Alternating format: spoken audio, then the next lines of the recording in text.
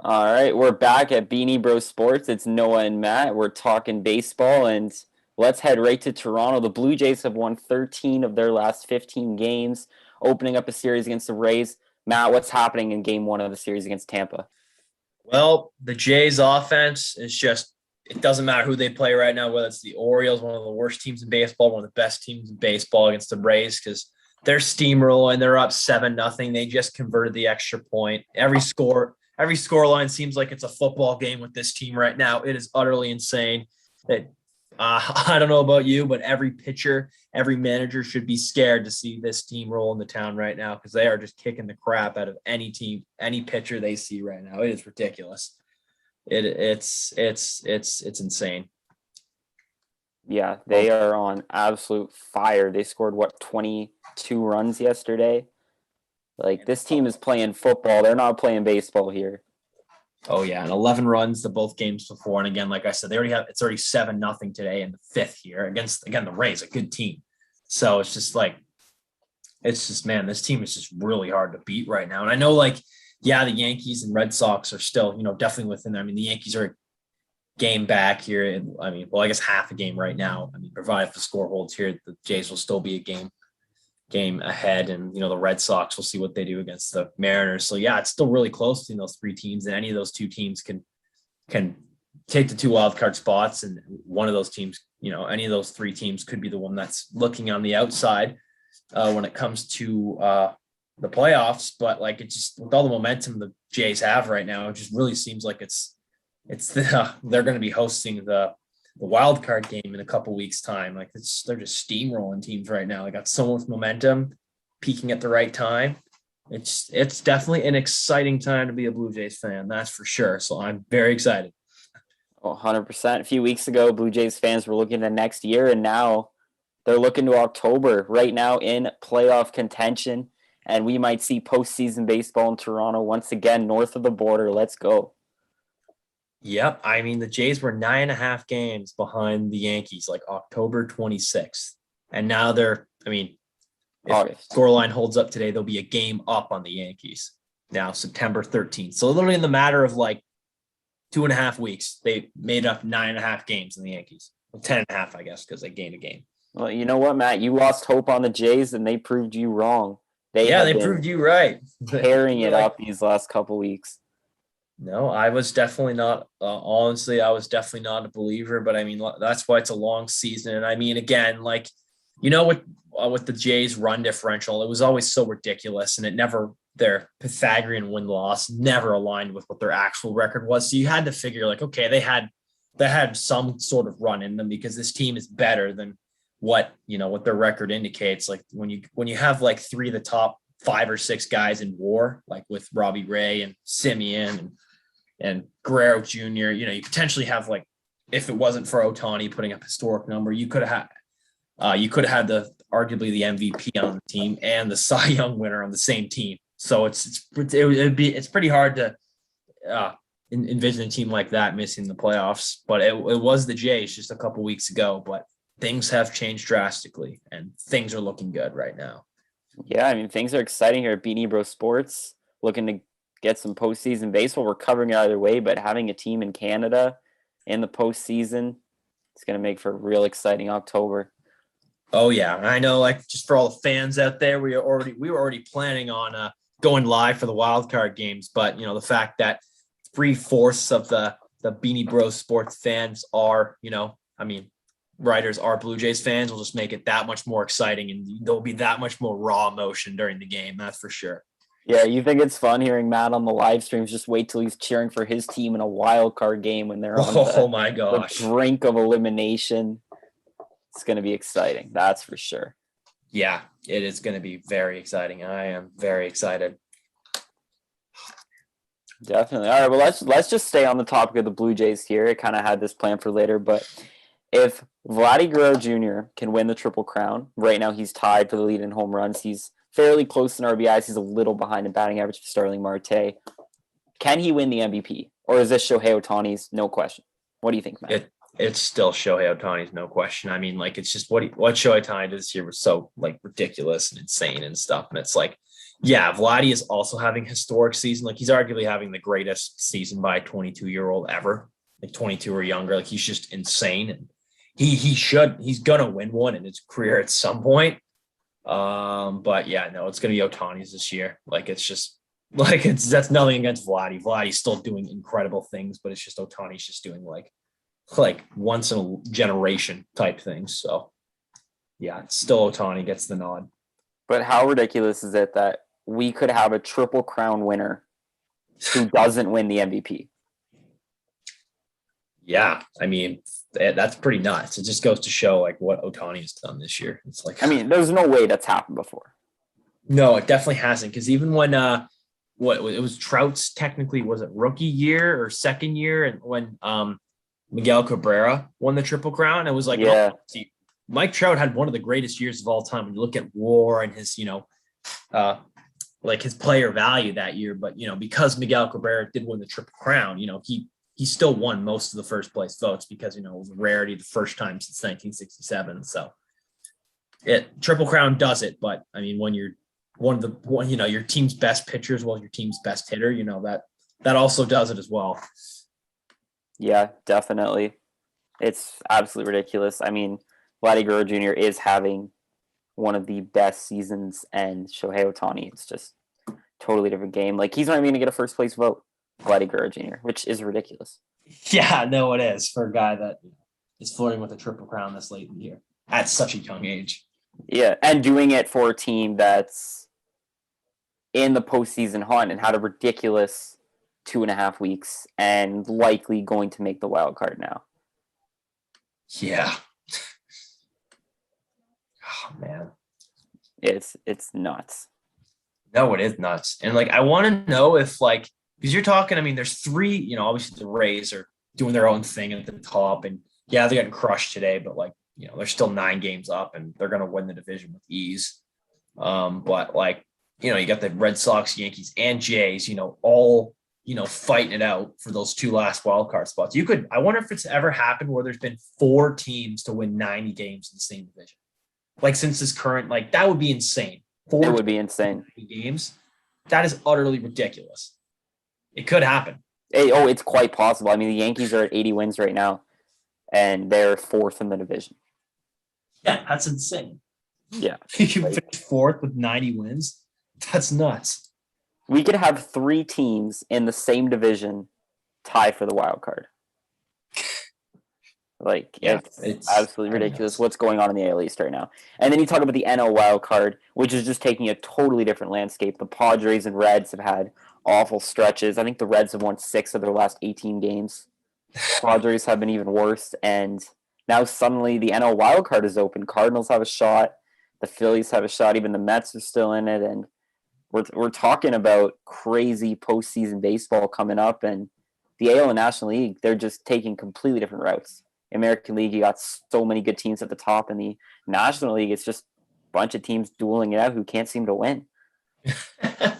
And it's just crazy to me. Like, you have the Dodgers and the Giants, and even the Brewers have been really good. Braves are looking better, but aside from those 4 teams, I mean, who is there? And then you look at the American League, and you have 5 stellar teams that could win 90 games.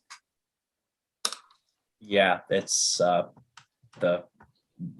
ridiculous because again, like the Oakland and Seattle, they're both 77 and 66, and they're third. I mean, they're the second and third teams out of the wild card spot, and they would be literally leading the NL East, and both of them would be in the second wild card spot.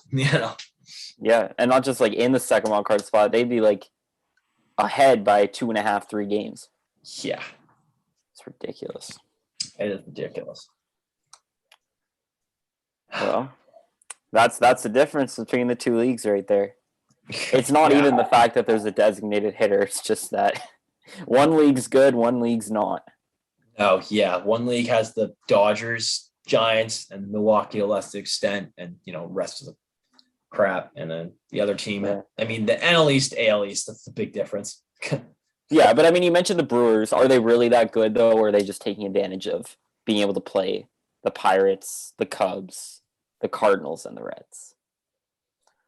Yeah, you're right. I mean, their offense definitely is not that good. Their pitching is No, phenomenal, but yeah, but the Brewers' offense would not survive in the American League. That's for no, sure. no, No it's way. yeah, definitely not. All right, and then also in the NL wild card, let's talk about the San Diego Padres. Have been absolutely awful after a tremendous offseason. Matt, do you blame the front office? Do you blame management, or do you blame just the players? They just are not producing right now, and they've already blown a huge lead in the wild card, and it's looking like with a tough September schedule, their playoff hopes are slim. Well, I mean, the big thing is that they're two big acquisitions when the off season. You Darvish and Blake Snell have just been. I mean, Blake Snell's been pitching better. I mean, he's still been disappointing this year, but he's definitely been pitching better. But you Darvish, I mean, he started off pretty good, but man, he's been pretty bad as of late. Yeah, That hasn't helped. I mean, Joe Musgrove's definitely been their most consistent starter. But I think it's just been the pitching. Like their pitching was like their strength at the beginning of the year. But now like I'm looking through their starting rotation stats, and it's like, other than Joe Musgrove, it's like you Darvish 3.95 ERA, Blake Snell 4.2, Chris Paddock 5.07, Ryan Weathers 5.36, Lamette, or whatever I want to say, to a lesser extent, 4.06. It's like all these guys are like probably like ERAs under 4 other than Snell, but now it's just like they've just been brutal. yeah, and I'm not saying anything, but you Darvish has an ERA of I think like above 6 since they cracked down on the sticky substances situation. So not saying he was using it, but I mean you do the math. Look up his Yeah. statistics before and after. Look up his spin rates. Maybe there's a bigger story in San Diego. Yeah, maybe. But it's just like, man, it's been so their pitching, which again was their strength, because I honestly think like the Padres really aren't that good of a hitting team in my eyes. They have good hitters. They just I don't know. There's something about their team that just cannot produce runs. Even though they have guys like Eric Hosmer, Manny Machado, obviously Fernando Tatis Jr. Like they have good guys in that lineup. They just can't seem to string together hits. They're all or nothing and not the greatest combination when you're trying to compete with teams like the Dodgers and the Giants. Yeah. Yeah, I would that's definitely what I would agree with that for sure. I mean, their averages, they're kind of like meh, kind of. They're not really spectacular, and like you said, they're all or nothing. They're not really, manufacturing runs. Yeah, exactly. Top of the lineup on Instagram messaged us a question. They said, Matt, with the Padres' tough schedule, are the Reds the favorite to win the wild card, or is somebody else the favorite to win the wild card? Do you see the Cardinals winning the wild card, the Phillies maybe? What do you think? I am going to go with. I think the St. Louis Cardinals are going to take that second wild card spot. I like it. Honestly, like on paper, the Reds should be the favorite to win the wild card. Just looking at schedule, I mean, if you look at the Reds' schedule coming up, like they have by far the easiest schedule of anyone in the race. The Phillies have a fairly easy schedule too, but the Reds' schedule is very easy. They just are in an awful stretch, and they cannot win games, and they've already blown this huge lead. And yeah, the Cardinals, I think the Cardinals are right now finding themselves in a great situation. If they take 2 out of 3 from the Mets, or if they sweep the Mets, the wild card's theirs. Because the Phillies just lost 3 out of 4 to the Rockies. And the Rockies were not at home. Just to summarize even more how badly the Phillies are doing right now. I mean, like with the Cardinals, it's like they got a bunch of, I guess, veteran guys on their team, like Yadier Molina, I mean, Paul Goldschmidt, Nolan Arenado. They got a bunch of guys that they know what they're doing. Obviously, you also got Adam Wainwright, just, looking like his younger self here. He's just been incredible this year. And the big thing is kind of their bullpen, and, they have to limit the walks. I mean, Alex Reyes is great stuff, but man, he 6.3 walks per 9 innings. I mean, that's pretty atrocious.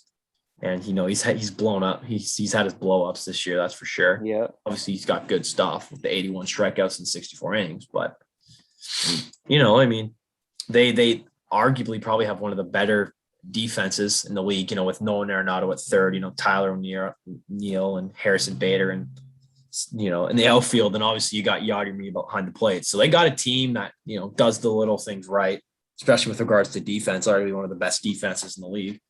Yeah. And they got some good hitters. They got a good team on paper, the lineup anyways. And so I say kind of why not? Cardinals. Yeah, exactly. I like it. The Cardinals are definitely finding themselves at the right place at the right time. And they definitely have a legitimate chance of taking that second wild card for sure. Even though a couple weeks ago, they probably didn't think it was possible. Oh, not at all. All right. Well, news in Miami. Josh Bell broke up the no-hitter. Rip. So, Marlins, Nationals game that was not supposed to be exciting at all. That was a little bit exciting. Not anymore. Oh, well, news in. Vladdy hit his 45th home run today. He is now the major league leader in home runs. Take that, Tawny. 1 out of 3. 2 more categories. Was it a solo shot, Matt? Yeah, it was a solo shot. So he's, I think, 5 RBIs back right now. Yeah. I'm not wrong. I think 107 is the lead right now. Yeah. But, yeah, Vladdy's just tearing the cover off the baseball. 45 home runs. Like, even Blue Jays fans could not have hoped for this at the beginning of the season. No, I honestly, this year I was expecting okay, maybe like a 280, 290 average with I don't know, 25 to 30 home runs and 90 RBIs. That's what I was kind of okay, that would be a really good season. I'd be happy with that. But man, this guy's floating with 50 home runs right now. Yeah. It's insane. I love it. It really is.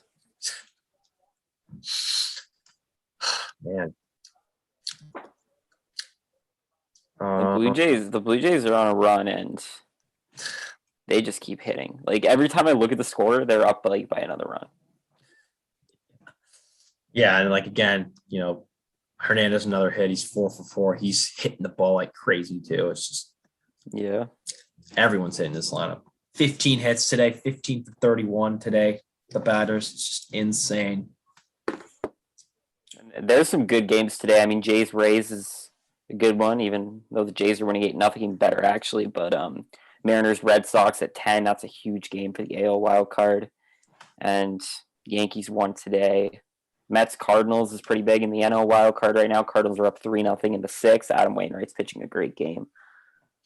But I love this time of year. Every day there's some huge games that mean a lot going forward. And really, it's postseason atmosphere already in some of these games. I mean, you just saw the Subway Series between the Yankees and Mets, and arguably, neither one of them might be in the postseason, but they were playing like they were. So, at least they both got a little glimpse of the postseason, even though they're probably not going to make it. Yeah. So, I mean, little things, right? Yeah. It's all about the little things. I mean, hey, at least in the NL wild card, you can go 3-7 in a 10-game stretch and still be in it because I mean, only in the National League can you go 3-7 and somehow gain a game.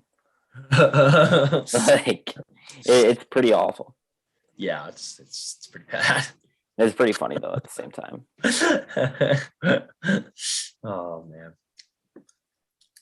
All right, well, Wander Franco. Matt, can he win Rookie of the Year? Is there a shot? Or is it Randy Arozarena to lose? Which it is. But does Wander Franco have a shot to beat his teammate despite only 60 games? Well, yeah, Randy Arozarena has been pretty good. I mean, he's got 63 RBIs, 19 home runs, 274, 818 OPS. I mean, in all honesty, that's kind of like a typical Rookie of the Year would do. I mean, although it seems like the past few years, even the past decade, we've had some guys had some insane, rookies come in and all of a sudden just, start having crazy fast starts to their career. I mean, you think of guys like Pete Alonso, Aaron Judge, and those guys both broke the home run records, rookie home run records. I mean, obviously Juan Soto, Cody Bellinger. It's there's been all these great Rookie of the Year seasons where guys just seemed they were just all-stars and flirting with MVPs. But this year there hasn't really been a guy to do that. It's kind of just been like a normal year for rookies. So like a stat line of 19 home runs, 63 RBIs, 274 average. Like that's respectable. Again, even though Arozarena technically, I don't know. Like, I mean, from their standards, yeah, he's a rookie, but we're talking about a guy who already holds the postseason home run record for a single postseason. So yeah, I think he's going to win it. I mean, Wander Franco, if he played like maybe 30, like maybe 40 more games, yeah, I think he would have won it. Because I mean, even just looking at their WARs, Randy Arozarena's is 3.5, Wander Franco's is like 3.1. You're talking about like 62 games. It's ridiculous. That's insane. Like, where does he finish in Rookie of the Year voting? I mean, he could finish top 3. I think he'll finish top 3. It's just insane that he's played 60 games, going to play like 75 this year, and who knows? Maybe he'll get a first place vote.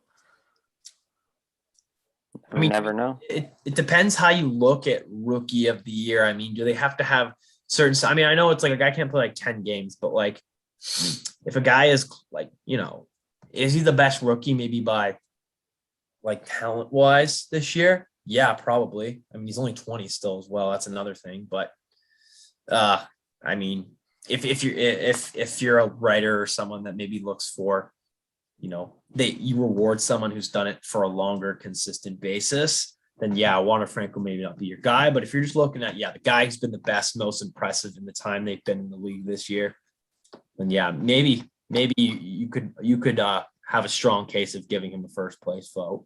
But yeah, Arozarena is going to probably still win it. I mean, you're looking at a guy who's going to potentially have a higher WAR in half the amount of games. Yeah, which WAR is, it's wins above replacement. Like, it has nothing to do with the amount of games you play. It more has to do with, there's no average to it. The better you do, the higher your WAR is. Yeah. And Wander Franco, the fact that his WAR is already close tells me maybe he gets a first place vote. Maybe he doesn't. But it's pretty impressive that he's even in the conversation when he's only played 60 games. I mean, yeah, the big thing for him is like Randy Arozarena isn't that good of a defender in the outfield. I mean, he has negative defensive WAR in his whole career, but like honestly, Wander Franco surprised me with his play at his defensive play. I didn't really think he was that good of a defender, but man, he's been really good this year. He's looked really good at shortstop, second base. I mean, I think he's played third base as well. He's played like all over the infield there. He's been really good. Well, Tampa knows how to develop him. Oh yeah. Can't wait until they trade him in 5 years at peak value, and then they get the next one, Franco. That's how Tampa. They'll get the next 2. Yeah. Ridiculous. I mean, the Rays are just a different animal. Yeah. My goodness. Yeah. But I mean, hey, Rays, Jays playing right now, but they could easily match up in a first round series in the postseason. Whoever wins that wild card is going to play the Rays. Rays are going to have the best record in the American League. So, are the Rays a good matchup for the Blue Jays, do you think, or is that a scary matchup right out of the gate if you're able to win the wild card?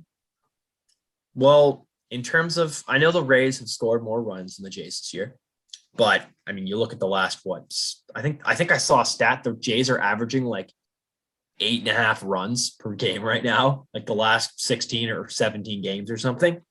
So it's like their offense is on fire, and there's a lot. They can definitely slug the ball more than the Rays. I mean, yeah, the Rays got guys like Meadows, obviously Franco, Nelson Cruz, some respectable guys in their lineup. But I mean, from an offensive standpoint, the Jays definitely have the upper advantage. I mean, you got guys like Guerrero Jr., Simeon, Springer, Bichette, Hernandez. I mean, Gurriel Jr. now, he's almost batting 290 after batting like 220 for most of the year. Even like, Kirk and all that, and Grichuk. It's just like the lineup is just so long. Like I would give definitely the advantage to the Jays from an offensive standpoint. From a starting rotation, the Jays as well. Because I mean, the Rays, they don't care. They don't look at guys as starters or relief pitchers. They just look at them as pitchers. And then you need to throw one out every inning, and they just, they'll plug a guy in wherever. That's how Kevin Cash rolls. So yeah, in terms of their whole pitching on their team, they would have the advantage. But from a starting rotation standpoint, the Jays have the clear advantage, in my opinion. The Jays, I mean, but the big thing, especially in the postseason, as we've seen these past few years in the last postseasons, I mean, the Royals started it with their big bullpen and why they won the World Series. It's just having a good bullpen is key, and the Rays definitely have an advantage in that. Although the Jays bullpen has been better as of late, so I think the Jays could hold their own in a series against the Rays, but Definitely. answer would probably be maybe the Jays, potentially the Jays bullpen, because we know the Rays bullpen is going to do things. It's just can the Jays bullpen match it? 100%. Yeah, Aiden just sent us a tweet from Jeff Passan. The Blue Jays 1 to 5 hitters are George Springer, Mark Semien, Vlad Guerrero Jr., Bo Bichette, and Teoscar Hernandez. Their 7 to 9 hitters are 8 for 9 tonight, and their playoff rotation is likely to be Robbie Ray, Jose Barrios, Hyungjin Ryu, and Alek Manoah. Like that's a scary team in the postseason, and the Jays have earned this wild card spot, and they also have the offense where if they continue, they can just pop off on any team. And who knows? Maybe they'll be able to make a deep postseason run. I think, I mean, especially with what they've done here, they have the capability to, I mean, dare I say it, potentially represent the American League in the World Series. I mean, that's pretty far, but they got a starting rotation that can compete with, I mean, the White Sox, I would say. And, they got a bullpen that's gotten better. And their offense, I would say, is, probably the best in the American League. Honestly, maybe all baseball, in all honesty, at this point, definitely it's the hottest. So, yeah. And for those following our live streams, you did just hear Matt say that. You were not dreaming. After 2 weeks ago, Matt was saying Blue Jays are done. He just said Blue Jays could be in the World Series. Yeah, I did say that. They could make the World Series potentially. 2 weeks after he loses all hope, the Blue Jays are going to the World Series, according to Matt. Book it. Yeah. Wow. I mean, that would be pretty spectacular. It would be. But, again, the biggest weakness I saw was their bullpen. But their bullpen has been much better. Yeah. For sure. Lots of work to be done, but it's certainly in the mix. It's possible. Oh, for sure.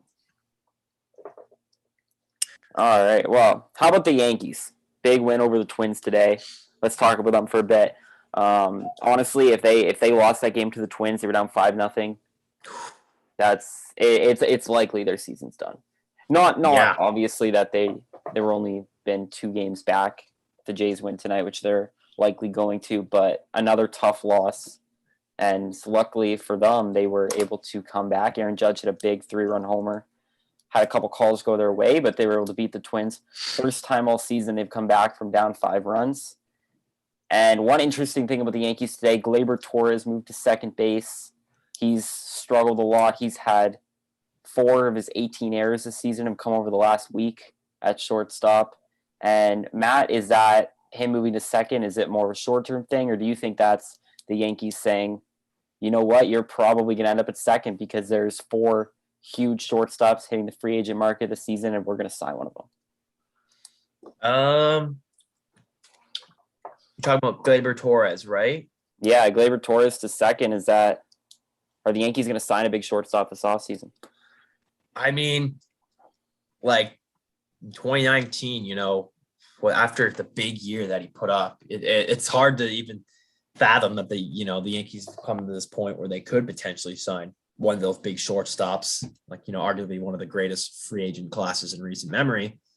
But man, Torres has looked pretty bad. I mean, even last year he was bad, but man, this year he's been even worse. It's just lost all power. I mean, it was he had 24 home runs in his first year in 123 games. And then next year he almost hit 38 bombs at the shortstop position, incredible. And now it's just only 7 home runs in 109 games. It's just, he's just looked like a completely different hitter. And I mean, at this point, he is 24, but yeah, the Yankees may look for one of those big shortstops. I mean, maybe they go for a Carlos Correa or I think the Dodgers will re-sign Corey Seager, but maybe a Trevor Story or something like that. Gleyber Torres has just been very disappointing this year. Very disappointing. Yeah, it's been pretty rough. I mean, 4 errors too in the last week. That's like Fernando Tatis Jr. first couple weeks of the season when he was just making error after error, but not good. Not good, especially when the Yankees are fighting to stay alive.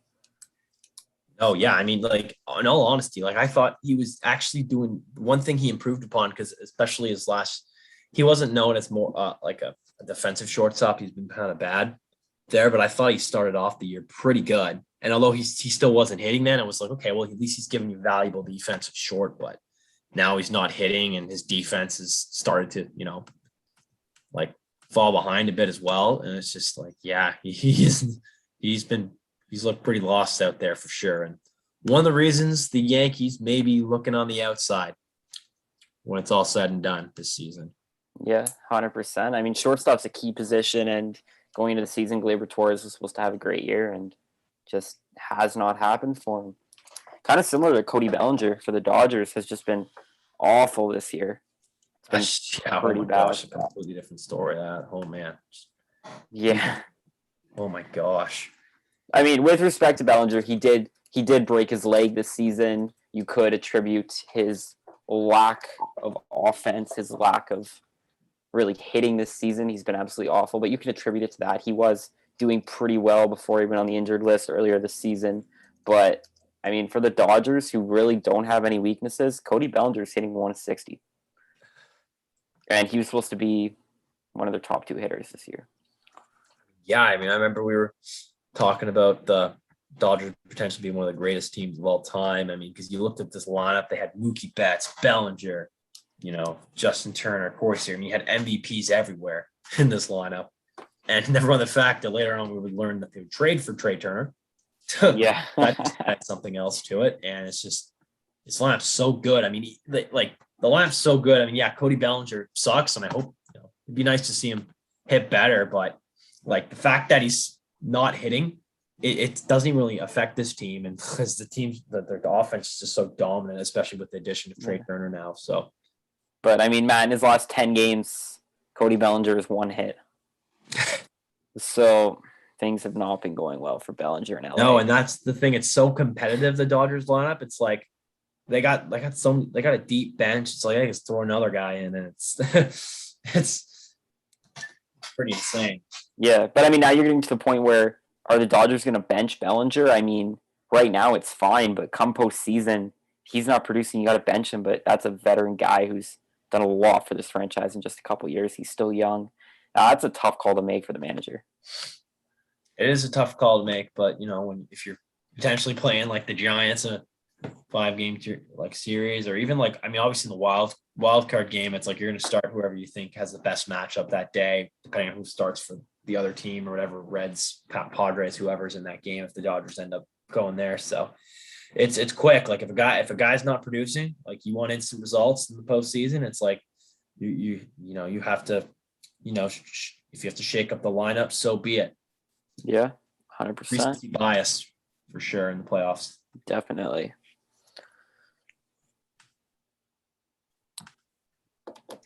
All right, and then still on the Dodgers, Max Scherzer, is he going to win his 4th Cy Young this year? Yeah, probably. I mean, he just flirted with a perfect game. He did. Like, went into the 8th inning? Yeah. It's ridiculous. I mean, Max Scherzer is not slowing down. He has been incredible with the Dodgers. 6-0 with a .88 ERA in 8 starts. Yes. 7 strikeouts. It's ridiculous. He's been absolutely phenomenal. And for the Angels front office out there, if you're listening, maybe you should spend some money on a pitcher. Max Scherzer's available this offseason. Yep. Get him a nice 2-3 year deal. Yeah, he's still got some left in the tank, that's for sure. I mean, he just got his 3,000th strikeout the other day. You know how many strikeouts Adam Wainwright has? How many? Less than 2,000. Wow. Like, that is how dominant Max Scherzer has been. Yeah.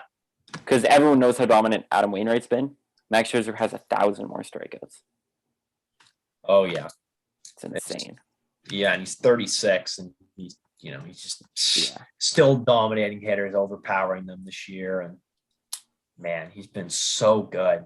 Like the fact he's a free agent, and again, that contract that he signed with the Nationals is probably one of the greatest I could recall greatest free agent contract I've ever seen. Like he's just been so good over the whole length of that contract. It's just man. Yeah. And the fact that it could have been like a 9-year contract and still had the same result. Like he's not slowing down.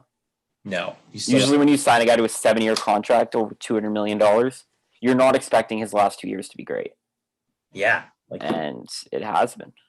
Like this is actually his best ERA year by quite a bit right now. 2.17. He is not slowing down. Good for him. Very, very good for Max Scherzer.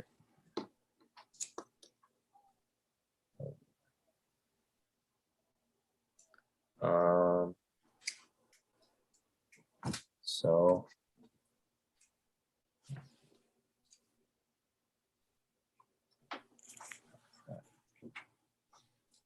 all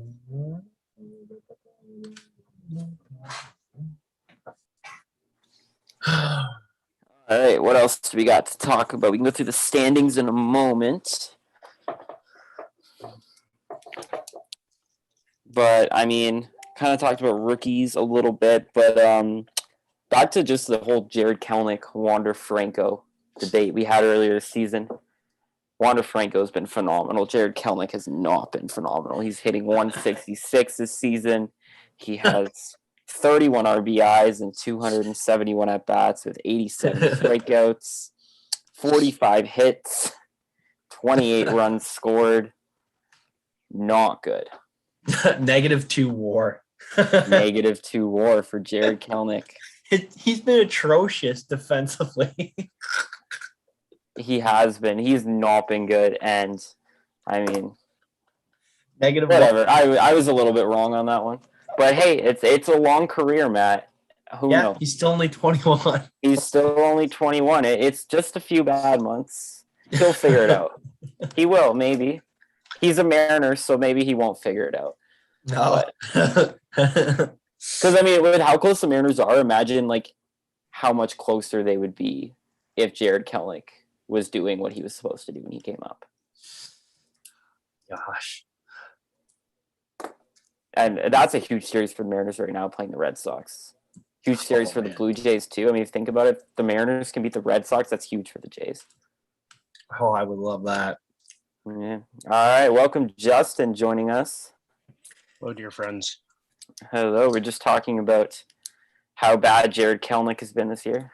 Yeah, remember when Noah was talking about how Jared Kelenic would be better than Wander Franco? Good times. There's still time. Dude, just take your L and move on. There's still time. Just hold your L and move on. It's not the Diamondbacks have an outside chance at competing for the wild card. That take that take is with my wild card take. Like, just accept your L and move on. Yeah. But my take is like a career thing. I mean, one bad season, you don't know. Unless Wander, okay, if neither player gets hurt and can live up to the hype, Wander Franco will be a better player. Yeah. You never know. We kind of do know, just based off of right now. All right, if you want to go off the 60-game stretch, go for it. Speaking of a 60-game stretch, the Miami Marlins made the playoffs last season in a 60-game season.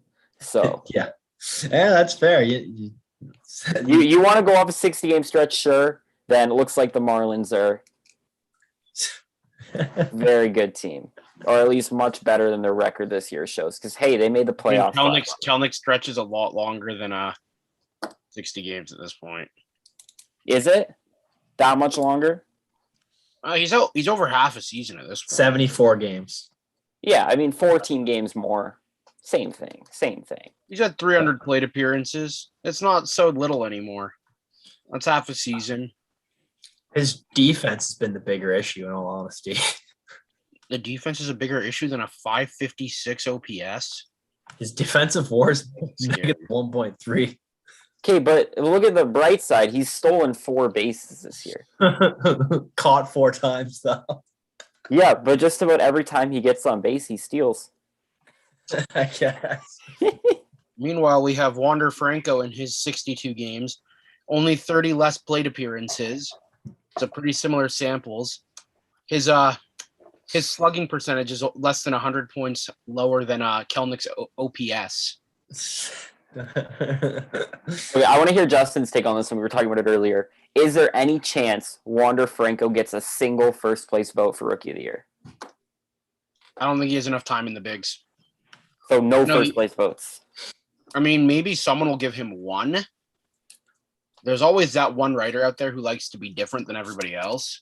So because the one argument I see that me and Matt were talking about earlier is he could have a higher WAR than Randy Arozarena despite playing in half the amount of games. Yeah. Right now his WAR is 3.1, Arozarena's is 3.5. Yeah. I don't know. It's hard to say. You could give it to him. I think he'll get a couple first place votes. I don't think he should win though. I don't think he'll win, but I think if he gets a couple first place votes, that's pretty big. Also, Arozarena has one of the highest OPSs in the second half. His OPS is almost 1,000. Yeah. He's been good for sure. All right. We haven't really talked about the NL Rookie of the Year yet, but Justin, what's your take on that? Who wins? NL Rookie of the Year? Yes. I need to think of some of the rookies again. It's been a while since I looked at that. I know Rogers was the favorite in the first half, and then his family unfortunately got sick and he had to miss a lot of time.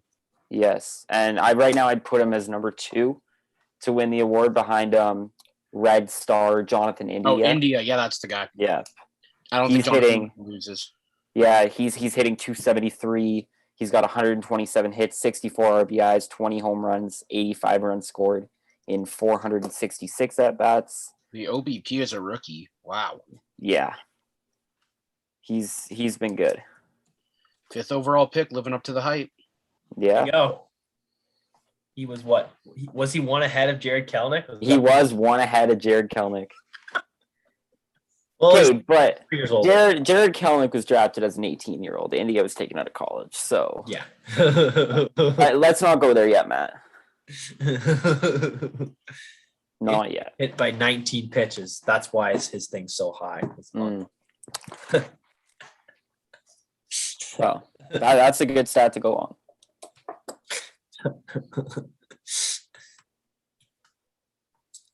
Oh man. Cruddo, man. Looks like Josh Chisholm's not even close anymore.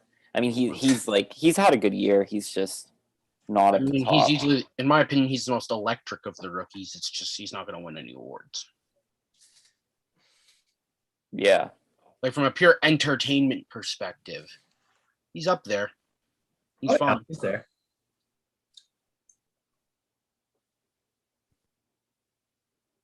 Jeez. Yeah, he's definitely had some big hits. But yeah, Jonathan India's been very good this year.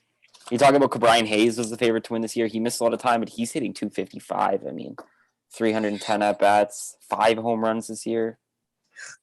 Not really what anyone expected from him, and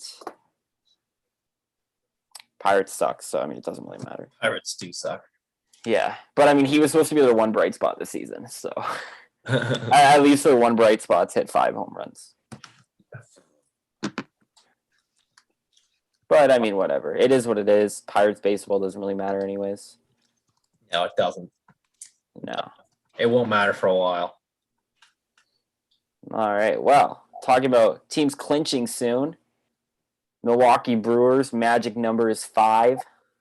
Ooh. To clinch that division. The Rays magic number is 11. And the White Sox magic number is 9. I can tell you the Rays magic number is not going down tonight. No, sir, it is not. Yay. I mean, hey, the Jays were like 9.5 back of the Yankees. They're 9 back of the Rays. Who knows? Maybe they take the division. Let's be optimistic for just one hot second. I mean, I'm just happy if they make the wild card. With Robbie Ray pitching, I'm pretty confident the Jays can win any game when it comes to the postseason. Yes, but coming down to the wire, not sure if you're going to be able to guarantee Robbie Ray starts a wild card game, especially if it comes down to the last game of the season. I think as of right now, the way their rotation's lined up, I think he'd be available for it. That's good then. That's good news for the Jays. But I mean, they have 4 good starters that I would trust in wildcard game. More, I would say more 3, but Ryu, I'm not trusting Ryu the way he's Yeah. pitching right now. yeah. No, thank But a you. guy I would trust, Alek Manoah. Guy clearly not afraid of the big spotlights. Oh, he's No, been he's great having today. Big game against the Rays. One hit in the And- Rays through 7 2/3. Jays needed to start the series with a win, and looks like they're well on their way to doing that. Strike 3. Let's go. Manoah 8 shutout innings. Wow. Let's go. This is a Jays related question for you guys, but I was having this conversation with some buddies earlier today. So the Jays, as of today, sent Cavan Biggio on a rehab assignment. He's in Buffalo. If you're the Blue Jays, would you bring Cavan Biggio back this year? Well, number one, I guess Valera has been insane in his spot right now. He's been hitting so well. I guess that's the guy is kind of replacing him right now. Well, you'd likely be sending down either of Jake Lamb or Reese McGuire to make space for him. Oh, fair. I mean, Jake Lamb kind of sucks, honestly. But I guess he does play a infield position. You don't really need 3 catches. My position on it's a little controversial, if you will, but I'm of the opinion that under no circumstances do you bring Cavan Biggio back this season. I think he's still a good part of the Jays' future. His flexibility and versatility will be very valuable on the future teams, especially as Vlad and Bo get more expensive, and they're gonna have to cut some salary elsewhere because their owners won't pay it. Just how it is, Rogers. Yeah. Biggio had a bad season. He dealt with injuries all year. If you're bringing him up, he's going to be on the bench or he's going to be playing third base, where we saw this season he cannot handle third base at the major league level on a consistent basis. Didn't work defensively. So what are you bringing him up for? To spell guys who need occasional off days when you have guys who are doing that effectively right now? Like, your outfield's already clogged, so he's not going to get time in the outfield. Simeon, Bichette, and Vlad have proven they're going to play every single day. So you're not taking at bats from them. You have Springer, who needs to DH because he's hurt, and then when you want, you can have Kirk DHing. And having a catcher DH means you need a guy on the bench, so you have Jano and McGuire. But on the bench, would you rather have Jake Lamb or Cavan Biggio? I think Jake Lamb, just because Jake Lamb can play third base decently. He can play good defense. Like, the way Valera's hitting, he's providing you the same hitting that Cavan Biggio is providing you all season. But it's like, who would you trust later in a game as a defensive replacement, Cavan Biggio or Jake Lamb? And I know Jake Lamb's not a world beater, but I think I trust him more defensively than I do Cavan Biggio right now. I mean, fair. He is hitting almost as good as Francisco Lindor. Biggio's just like, I still think he'll be a big part of the future, but Biggio is very much a 3 true outcomes hitter, and this year his power was sapped. Yeah. He's a 3 true outcomes hitter who's only getting 2 outcomes. Strikeouts. And they're not the good ones. It's like old walk. So it's like his third outcome is a single. So it's like, what's that doing for you when you're hitting 230? But he's 26. I mean, if you really think he's that big a part of your future, why are you keeping him down now? Yeah. I think you got to give him those at bats. I think the issue is right now you're on a run and you're trying to win. You don't really want to mess with what's working for your team right now. Your offense is clicking on all cylinders and your rotation is clicking. Do you really want to introduce a guy you're going to need to give at bats to who's had a bad year when your other guys are all hitting well right now? I mean, you don't necessarily need to give him at bats. It's September baseball. I mean, you call him up, use them if you need to, keep him on the bench if you don't. But yeah, the reason I say you're going to have to give him at bats is because the way Charlie Montoyo operates, he still sees Biggio as a big part of the future. So he's going to be the guy that says he needs at bats. Yeah. Well, I mean, why not give him an at-bat like right now? Like in the Rays game, they're up, 8-0, or is it more than that now? Well, right now he's in the minors still rehabbing. No, I mean, but in these scenarios. I know, this would be the time to do it, but at the same time, you're trying to clinch a playoff spot right now. There's not really a lot of time to experiment with things. Yeah. You got Orioles and Twins. Look at what happened when they experimented with Julian Merriweather on Friday, trying to get him back in a low leverage spot, and he cost them a key game against the Orioles. Yeah, he did. Like, in September baseball, the margin for error is so thin that you don't really have the time to mess around with things like that. So it's no disrespect to Cavan Biggio. I still think he's a solid Major League Baseball player. It's just, it's been a bad year. I think the smarter strategy is to let him sit in the minors, regain some confidence, and then have a hard reset for the offseason so that next year he can come back better. I mean, fair enough. We are pretty close to the end of the season, a couple weeks to go.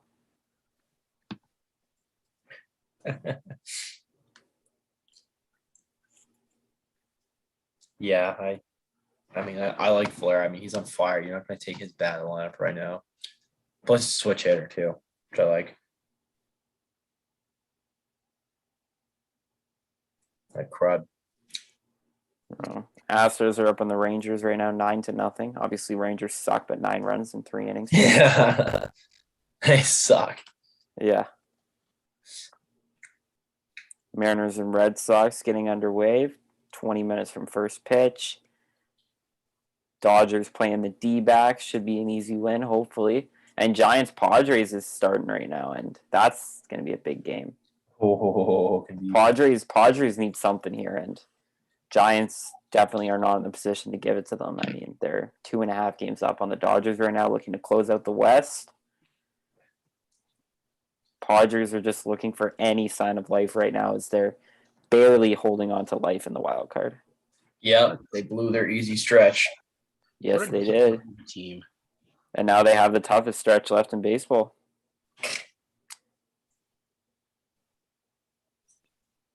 Man, this isn't even just one player on the Astros pummeling them. It's every player on the team. And it's not even like Kyle Tucker's their best hitter lately, and he's doing nothing. Yeah. Absurd. It really is. They got a good offense. Bregman's back now too, so that helps. Yeah. He's been pretty good. Man, Astros are scary, man. Although right now They are scary. Right now they're beating up on the Rangers, which is just as impressive as what the Jays did to Baltimore, but impressive nonetheless. Yes.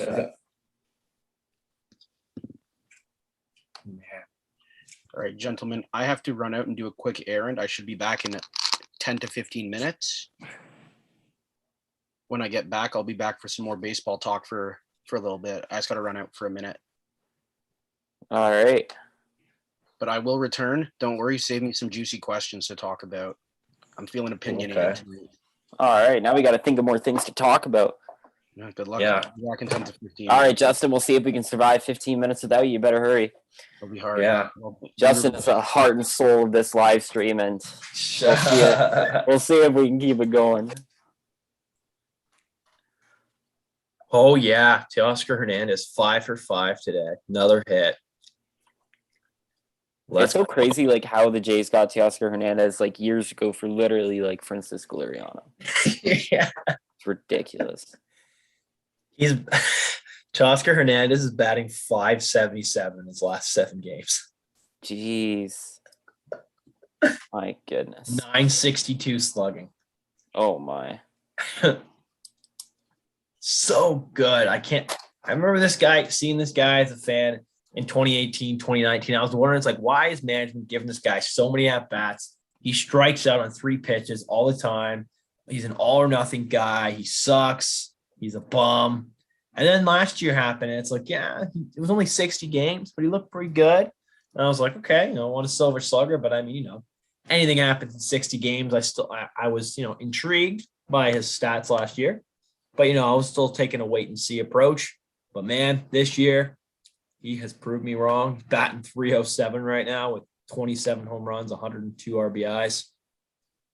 My goodness. Definitely. And again, like you said, they traded they got him for Francisco Liriano. Ridiculous. The Jays fleeced the Astros in that trade. They really did.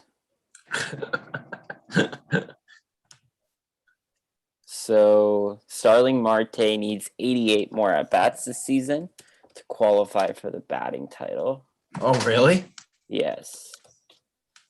Uh-oh. I think so, right? It's 3 at-bats per game. Like 3.1 or something, yeah. Oh, it's 3.1. Yeah, something stupid. Because I just remembered, he missed 6-7 weeks with Miami with fractured ribs at the beginning of the season. So he might not even be eligible to win the batting title, in which case Yeah, Vladdy Guerrero Jr. is second right now. Yeah, I think so. Is it possible that Marte doesn't even qualify for the batting title? I think, yeah, I mean, he's gonna have to get quite a lot of at bats going. I mean, I think he's their leadoff hitter anyways. So, like, if he has to average, like, what, 4 at bats a game, how many games do they have left? Like 18, 19, the Oakland? Yeah. So, if he needs 88 at bats, he needs to get, like, 4 at bats a game. yeah. 4. Yeah, because I mean, right now he's at 398 at bats. Like, it's quite possible that he doesn't qualify. Yeah. Especially if he ends up missing a couple games down the stretch. Like, I didn't even think about that. Like, he might not even be eligible for the batting title. And for Jays fans out there, if Starling Marte is not eligible for the batting title, Vladdy Guerrero Jr. might be 2/3 of his way to a Triple Crown. Well, it says you need 502 plate appearances to qualify, and Starling Marte has 450. Plate appearances. I was looking at bats. Yeah, it's plate appearances because it's like, you could walk like 300 times. So he only needs like 52 plate appearances. Which in 19, that's definitely easily achievable. Which is pretty ridiculous that it's only 502 because like he's already almost there and he missed what, like 6 weeks? Yeah. I mean, he's only played 103 games this year. Yeah. Like realistically, he could play 115 games and be there. Pretty crazy. He really could. I don't like it. Yeah, he's been very good trade for the A's. He's done nothing but hit since he's been there. Triple Crown would be very exciting. It would be very exciting. Vladdy just has to, maybe hit 3-run bombs instead of solo bombs. Let's go. Need some RBIs. Yeah, even just some base hits with runners on. He's already got the home run right now. Let's get some RBIs. Jose Abreu just, he's not even having like a good average year or anything like that. He just a guy that just drives and runs. I mean, he got 60 RBIs in 60 games last year. That's incredible. Averaging an RBI a game. Then he had 123 the year before, led the league, and 107. He's just a guy who's just, ever since he's come in the league, he's just a RBI machine. Is this right? Starling Marte has 45 RBIs and 45 stolen bases. Yeah. That's ridiculous. 45 stolen bases, and he's had 45 stolen bases in 103 games. Well, the crazier thing is he has 23 stolen bases with Oakland with 0 caught stealing. Wow. In 39 games, he's 23 for 23. That's ridiculous. He's been like literally the perfect leadoff guy, like the best leadoff guy. Yeah, he's been really good ever since he went to Oakland. Yeah. Like, oh my gosh, he is like, I mean, we're talking about, like a guy like, he's kind of like a Trey Turner kind of guy, how he's been, but I mean, he's been better than Trey Turner ever since they traded. I mean, nothing on Trey Turner. He's still been everything the Dodgers have hoped for, but Starling Marte is incredible. And Starling Marte is a free agent this offseason. Yeah. Good. So we're talking about a huge acquisition for potentially any team in baseball this offseason. I mean, he's a great defensive center fielder. He's a great leadoff hitter. He gets on base. He's leading the American League in batting average right now. Yeah. He's going to get paid. Yeah, he will get paid. He will get paid. I mean, people always forget. I mean, obviously he did have, I think he was suspended for some banned substance or something like that. And maybe people kind of made me me included, kind of forgot how good this guy was with the Pirates, and more of the reason why, they had those great teams that won like 95 games, 97 games or whatever. He was really good back then, always a reliable player that could hit, between like 280 to like 300 with a bunch of hits and like 30 stolen bases. He was a solid player for the Pirates then. Definitely. Like crud. He's been really, really good. Yeah. Unfortunately, the Pirates have to wait a lot longer for their next good teams. Yeah, seriously, might be a long wait. They waited years and years just to play in wild card games. They made the wild card game 3 years in a row, and they lost it twice. It's rough. And that's okay. Back to the drawing board. Wait another 30 years, Pirates fans, or however. All right. Well, let's rip on the Phillies. Oh. I mean, it's fun to rip on teams, but the Philadelphia Phillies have had every opportunity this year to win the NL East, and they just have not capitalized on anything. No, they haven't. They have not, to say the least. Recently, I mean, they lost 3 out of 4 to the Rockies. Oh, gosh. They lost a series to the Brewers, but Brewers are a good team. They lost 2 out of 3. And they lost 2 out of 3 to the Marlins before that. So now they play the Cubs, and then they play the Mets this weekend. And then they have the Orioles, Pirates, Braves, and Marlins to end the season. Like, they still have the schedule. They just cannot win right now.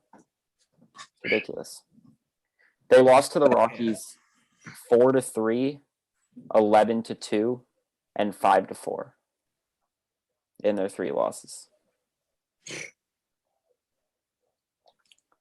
I mean, credit to the Rockies, but Phillies have to win those games. They absolutely do. Especially down the stretch here when you're clinging to any hope of an NL East title. And that's their best path to the playoffs still. I think there's just too many teams right now in the wild card mix. But the Braves aren't even playing that good. They're still losing games. But every time they lose, everyone else loses, so it's fine.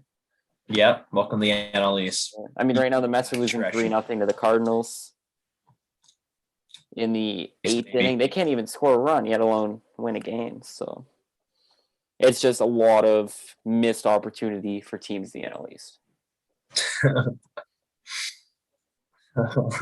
And not even any credit to the Braves. Like, the Braves aren't even doing that good. They're just in a crappy division.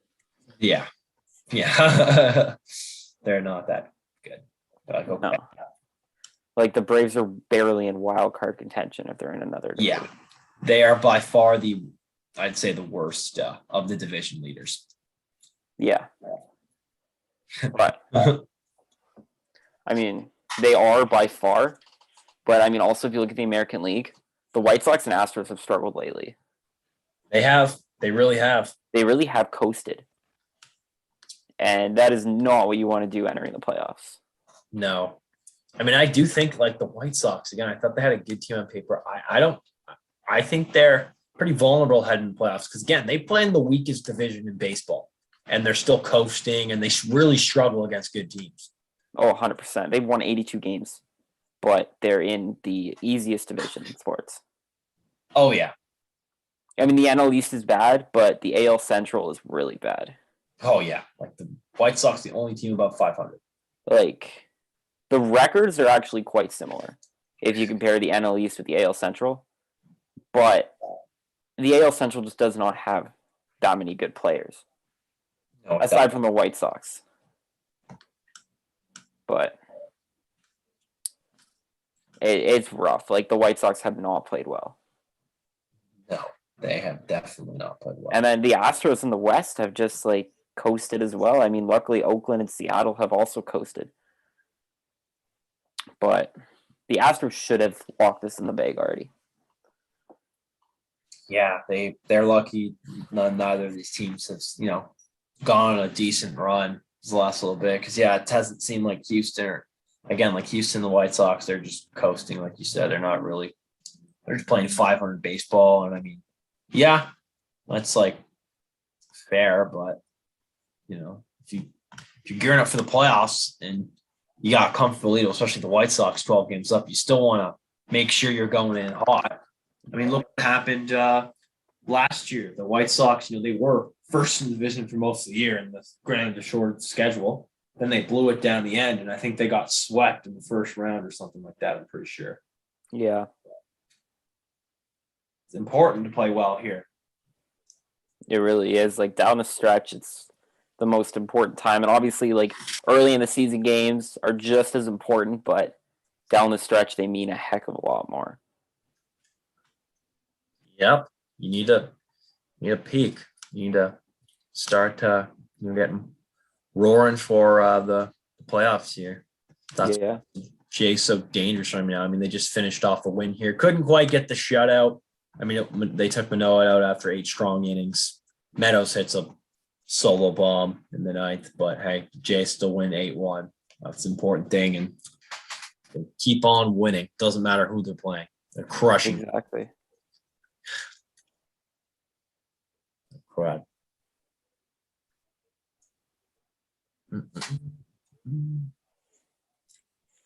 Wow. I mean, it's just amazing how close both wild cards are right now. It's pretty nuts. Like in the NL wild card, there's 5 teams within 3 games. And in the American League wild card, it's even crazier. What is it, like 6 teams or 5 teams within 2.5 games? Oh, it's also 5 teams within 3 games. Yes. But the AL is with both wildcard spots. There's 5 teams within 3 games. The NL is 1 wildcard spot. The Dodgers are obviously pretty much clinched it.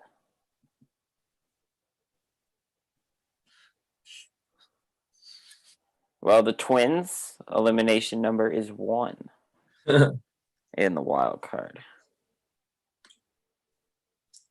I did not have the Twins as eliminated the second week of September. No. A lot of people thought they were. I mean, I wasn't as high on the Twins as maybe some of our other writers were. I was higher on the White Sox because, I mean, I thought, like, again, their starting pitching was actually, although their hitting was really good as well, especially their hitting has been the main reason why they've been pretty good the last few years. And I think they've won, well, they're not going to win it this year, but, you know, they've won 3 division titles in a row. It was their hitting, but their pitching was big last year. I mean, you're talking about Kenta Maeda came, you know, was second in Cy Young voting last year, was really good last year. But Been awful this year. Peripherals, yeah. Looking at the peripherals, I kind of predicted a regression this year from him. But I mean, he's really fallen off the wagon this year. I mean, obviously Jose Barrios been solid, was their best pitcher until they traded him for Jays. And, you know, Matt Shoemaker, J.A. Happ, you know, those guys were off-season signings, and they have not worked out at all. No, they have not. Colomb has not worked out. Although he has pitched better as of late, he still hasn't worked out well at all. No. All right, Justin's back. We made it. We did. While I was gone, I did think of a question. All right. If you had to vote right now, today, September 13th, 2021, who do you select as your top 5 for AL and NL MVP? Top 5. Your top 5 guys. Like if you had a ballot and you got to vote 1, 2, 3, 4, 5, who would you pick in each spot? Top 5, and this is just spitballing. AL MVP is a lot easier. Ohtani, Guerrero, Salvador Perez, easy top 3. Yeah. I have one counter to your top 3. All right, let's hear it. My one counter is Simeon over Sal. Ooh. I think Simeon will get it just because it's career year. He's going to have a 40 home run season for a second baseman, which is absurd. MLB's Fangraphs leader in WAR. It'll get him votes. Is it that much more absurd, though, than a 40 home run season for a catcher? I think they're both equally absurd. I just think people will also give Simeon an edge because winning team versus losing team. And that's not Salvador Perez's fault. So we got Simeon, and then who's the 5th guy? Carlos Correa? Yeah, Carlos Correa. I'd probably put in Devers, especially with the Red Sox COVID outbreak and him being like the one key guy that didn't get it and them staying afloat during that. Shows his value. I like Correa. over Devers. Although Devers has been really good. I also think Kyle Tucker's a better pick on the Astros than Correa, personally. I think Kyle Tucker's a better player. Correa's hit good this year. He has been good. Correa's had a good year. I just think Kyle Tucker's been better. And Kyle Tucker has a better OPS. He has in counting stats. Oh, yeah. Okay, Kyle Tucker. Even though he had a 900 OPS. Wow. Yeah, Kyle Tucker's had a really good year, and it's flown under the radar because he's not a huge name compared to Correa and Altuve. Yeah, he has had quite a good year. 902. That's the only reason I say Devers over Correa. I also think Matt Olson could probably get some votes over Correa. You know what? I might say Kyle Tucker over Devers. Yeah, I think number 5 in the AL is pretty, like, it could go anyway. Aaron Judge could also get it. Yeah, Aaron Judge had a good year. But it's like the top 4 are pretty dead set. I mean, top 2, it's hard to argue anything else. Yeah. It is. But National League is just a whole other game. There's just, like, so many guys it could be. Well, I know who the top 2 is, in my opinion. Who is top 2? Tatis and Harper. Harper, okay. Harper. Have you guys not looked at Harper's stats? He has like a 1.2 OPS in the second half. He has the highest OPS of any player not named Vlad Guerrero. What about Juan Soto? He's been great. Soto won't win it solely because his team is garbage. Well, if you're talking about team is garbage, the Phillies aren't that good. Yeah, they're not. Exactly. No, but they're actually battling for a playoff spot, and a lot of it is because Harper's having an absurd half. Yeah, but we're also talking about the Phillies have a great offense. Why does Bryce Harper have only 72 RBIs? Harper hits a lot. It's the same problem with Vlad Guerrero. Vlad's last 7 home runs are all solo shots. He's hitting a lot of solo home runs. He also has 103 RBIs. That's because he was doing a lot of damage early in the season. Lately, he is not. I know it's just hard for me to give it to Bryce Harper, even with this ridiculous half of a season when there are other guys who have better stats than him. I mean, I don't think there's anybody with a better stat than a 1,032 OPS. It's a pretty significant stat. Is that his OPS on the season?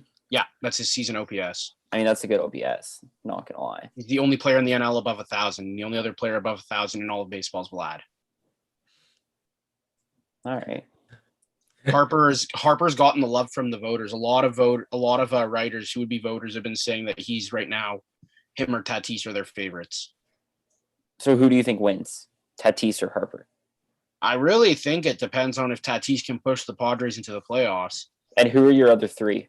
My other 3 NL guys? Yes. Juan Soto will be in the top 5, deservedly Trey so. Turner. I don't think Trey Turner will be because he got traded. It's harder to quantify the value when you get traded. I think Austin Riley should get top 5 consideration. Very under the radar season. I think Castellanos can get some top 5 consideration. I still think Joey Votto could be there. Joey Votto should get top 5 OPS. Joey Votto should. I think Max Muncy should as well. Yeah. But the National League is a lot more muddied outside of the top 2. It really is. Yeah. Oh man. Could probably see Corbin Burns stealing some MVP votes as well. MVP votes for Corbin Burns? I think so. I'd say he's been the Brewers MVP this season. Like, I know they have Woodruff, who's also insane, but Burns has just been, like, ridiculous. His FIP is 1.5. Like, that's absurd. That's like DeGrom level. He only has 5 home runs given up this year.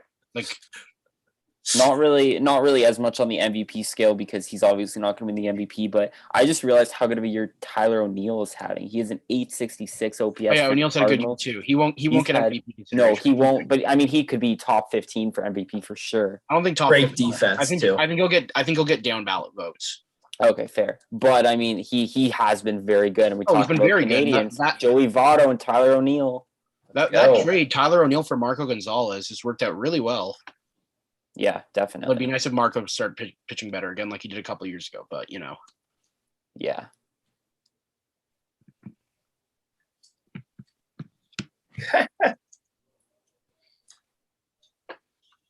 But no, Yeah, it's quite an interesting question if you think about it. The AL has there's really like 8 guys who it's like the top 2 is very obvious, and then from there it's And even 3 and 4 are obvious. Whether you have Perez first or Semien first, I would think that most people have those 4 as their top 4.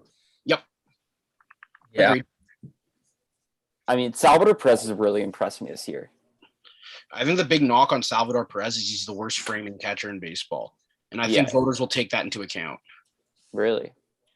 If you've seen his pitch framing, it's literally ranked dead last in all of baseball. Wild, considering he's like a 7-time Gold Glove winner.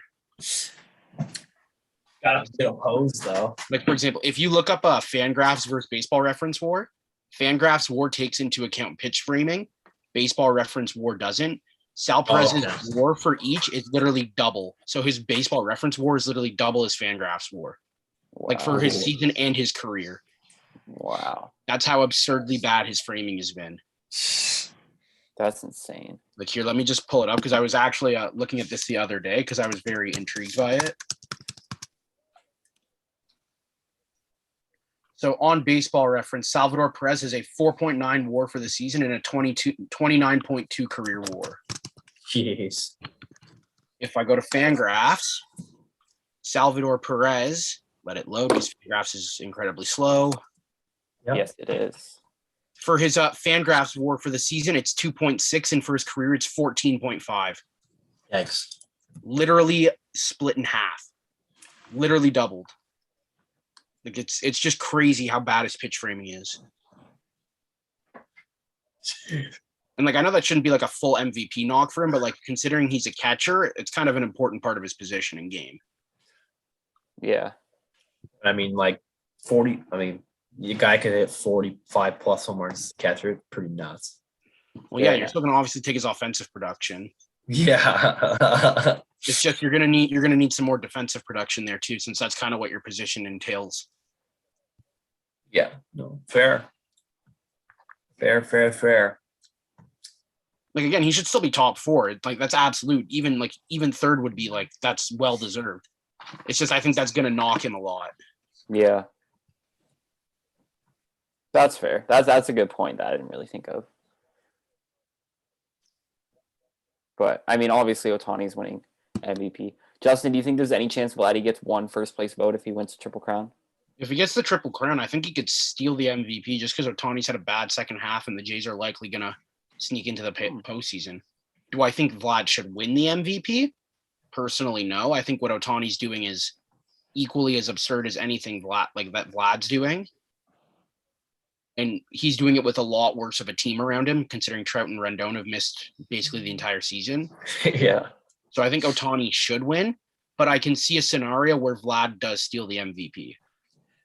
Like if he can win the Triple Crown, end up with 50 home runs, and the Jays end up with a playoff spot, he can easily steal that MVP award. Because Vlad Guerrero is now 2 back of the all-time record for home runs in a season by a player 22 or younger. Gotta think he gets there. Like the record is 47. He's at 45. So like he's also doing something we've never seen before. It's just on a bit of a lesser scale than Ohtani. Yeah. Either way, whichever player doesn't win the MVP this year, it's a travesty that their season was that. Yeah. Can we split the MVP award at MVP baseball writers? Can we just like split it evenly? Just come up with an agreement between all you guys?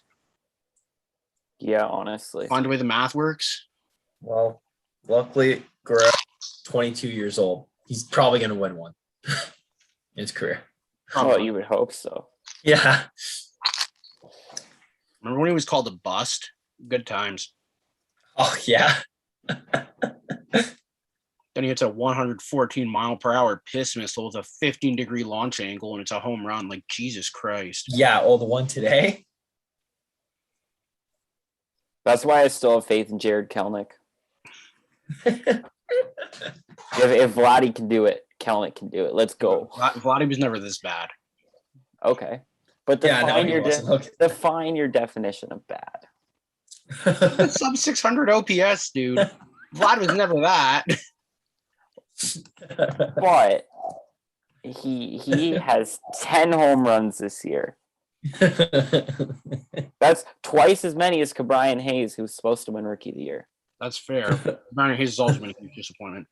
I Yeah, mean, like yeah, here, Vlad Guerrero's rookie season when he was a bust, and last year when he was still a bust, he had a 772 OPS and a 791. So barely sub 800 OPSs, and that was him being a bust. yeah. You know what's also funny? Kelnick and Guerrero Jr. are the exact same age. There's a Are they reason. really? There's a reason Guerrero Jr. is considered a phenom and one of those once in a lifetime prospects. They're both 22. As good as Kelnick was, he was not considered that at any point. No, the pressure was 100% put on him though, right from the get-go. Well, yeah, he yeah. got drafted from New York. Of course it was. And then he was Yeah. part of a Being named- blockbuster trade. I mean, a first-round pick in New York is pretty much like a once-in-a-generation type player anywhere else, just in regards to pressure. Yeah. New York, maybe that's why Kumar Rocker didn't sign. Not as medical. Probably, honestly. Are we really surprised that Kumar Rocker didn't sign? Because it's a total mess thing to happen. Let's like make everyone think like, oh, we just got to steal in the draft and then not even sign. Here, Noah Harper actually has a higher OPS than Vlad. So I was wrong. Harper Really? has the highest OPS in baseball. That's Wow. surprising to me. Like I still don't think he gets enough love. Vlad's at 1.018 and Harper's at 1.032. Wow. Bryce That's Harper wild. really flying under the radar right now. Yeah, I guess he is. Hashtag MV3. The movement's picking up. Oh, he also has the highest OPS plus in all of baseball at 179. Oh, wow. Vlad's at 174. Wow. Well, Tatis will get the old school votes because he has the counting stats. Harper will get the new school votes because he has all of the newer stuff like OPS, OPS plus, WAR. Oh, all right. Heading to San Francisco, the Giants already have a 5-0 lead on the Padres. Oh, yeah, my buddy was telling me about that. He was It upset is- because Tommy La Stella ruined his parlay by hitting a leadoff home run. It's the bottom of the second in San Francisco, oh and my gosh. the San Francisco Padres are Darvish still, sucks now. well, Dude, Darvish was a merchant of the sticky stuff, my guy. yeah, we were that's what he was talking saying. about that. Yeah. Yeah, that's what Noah was saying. Well, now I'm curious. I want to go calculate the stats post sticky stuff.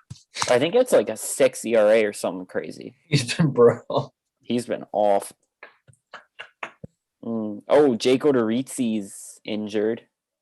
Uh-oh. That's the storyline. He exited in the second inning. That's one I missed. Oh, Jake Odorizzi's hurt. Oh my goodness, I'm so surprised because that's never happened before. Dude's a walking injury.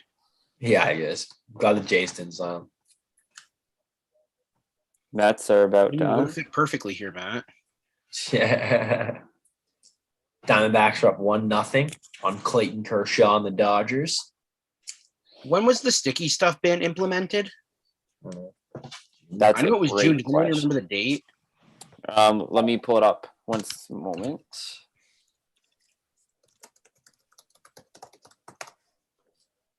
It was June. It was June 21st. I found it. Okay, that makes sense. June 20. So when Yu Darvish made his first start on post sticky stuff, he had a 2.57 ERA. Really? Oh my! His It's ERA over now 4. sits at 3.95. That's not even factoring tonight's outing, where it's now It's over 4.21 now, I think. That's wild.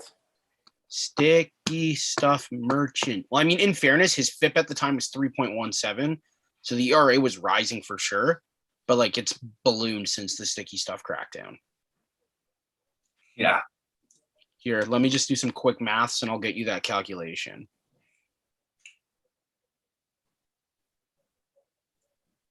So I'm going to include his June 21st start in this calculation. All right. While you're doing that, big news from New York. Mets got runners on the corners with nobody out in the eighth, and then went on to strikeout, and strike out. That's a tough scene. Yes. But, I mean, on the bright side, I got nothing. Classic Mets.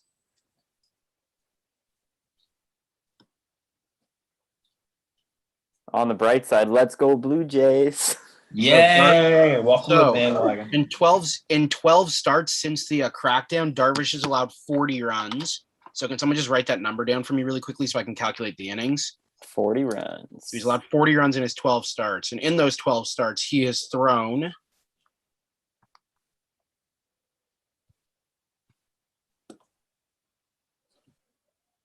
Wait, what's the date, Justin? June 21st. I can pull this up much quicker if you would like. I can just calculate the dates on Fangraphs. Oh yeah, Fangraphs. I mean, I'm almost done already. All right. I'm just curious to pull up every statistic. So he's thrown 68 innings in that time. So he's allowed 40 runs in 68 innings, which equates to a 5.88 ERA. That doesn't factor. That's not factoring in tonight. Wow. Oh my gosh.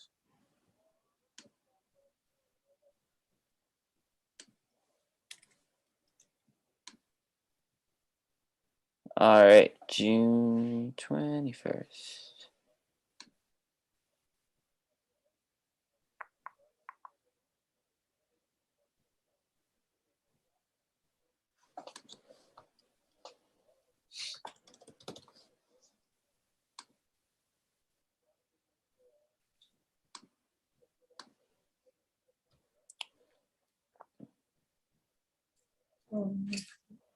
That is amazing. Yeah, 5.81 ERA.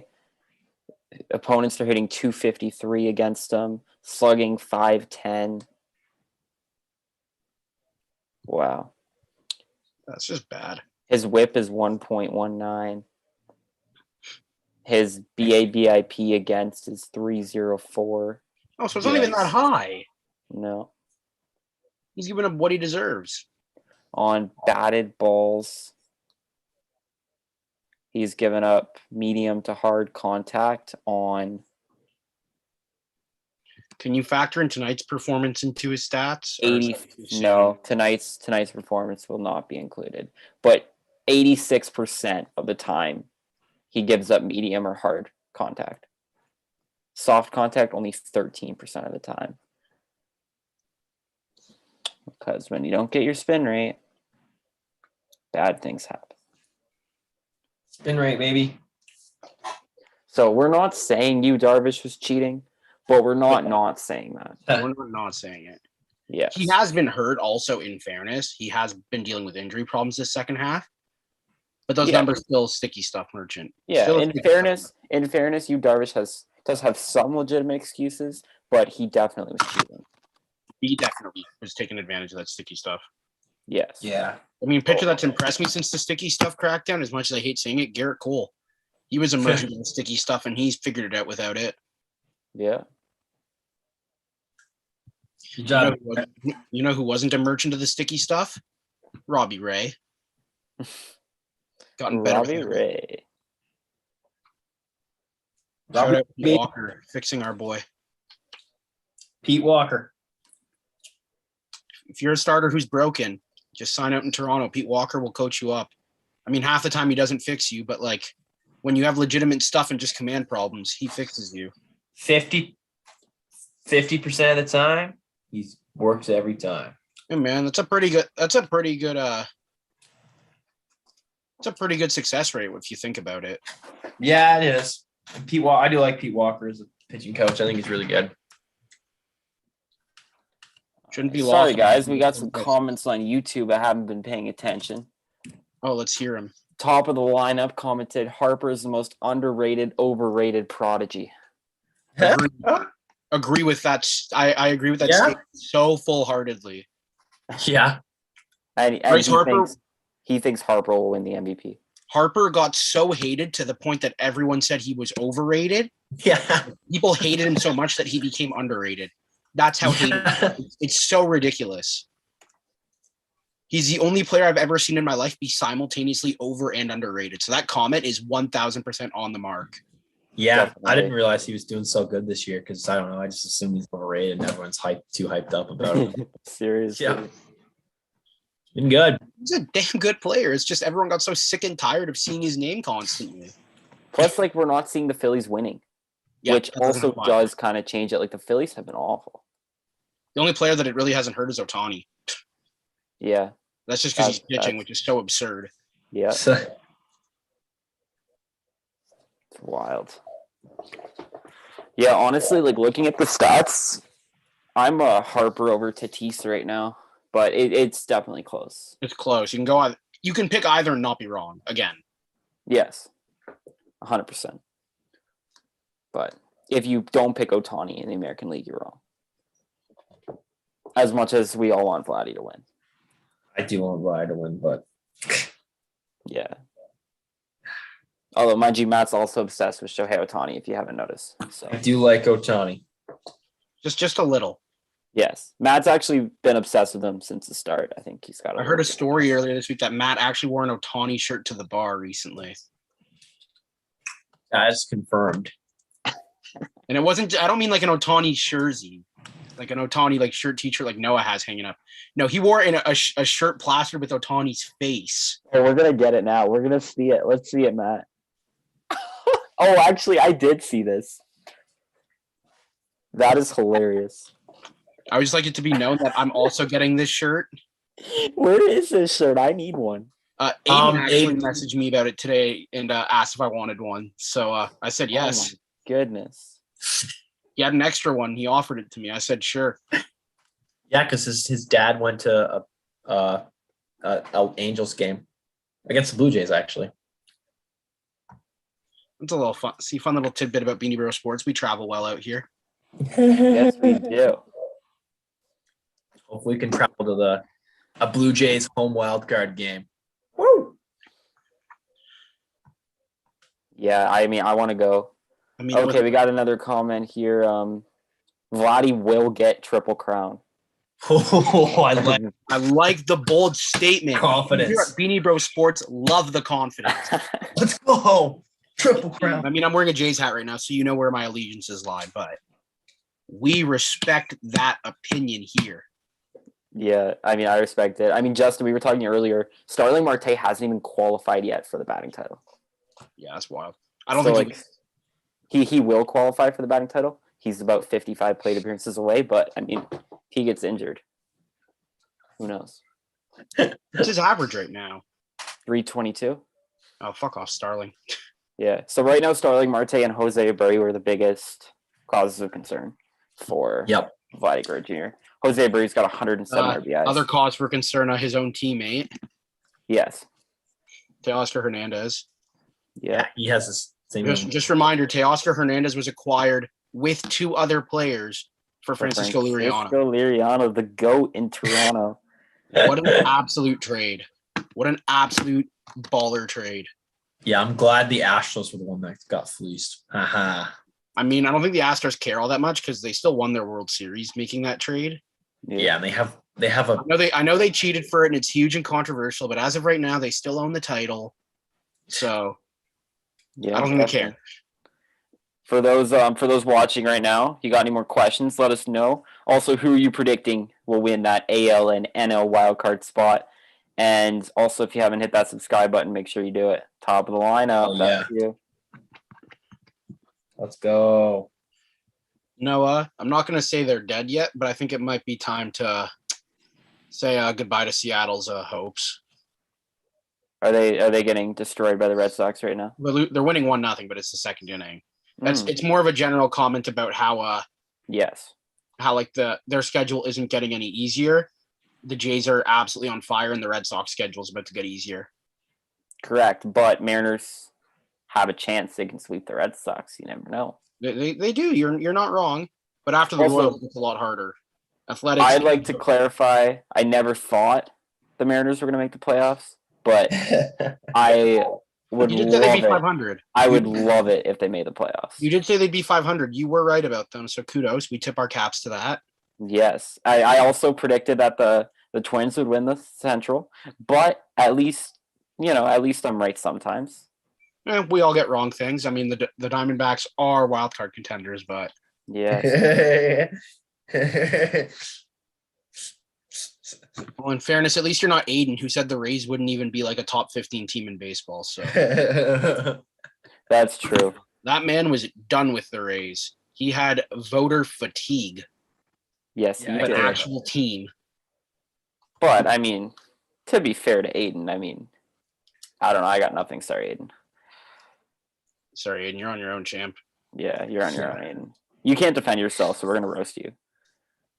I mean, here I'm looking back at our postseason projections right now, if we care to look at them.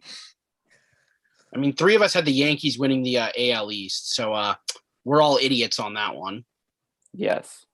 Aiden had the Blue Jays winning, but it's unfortunate.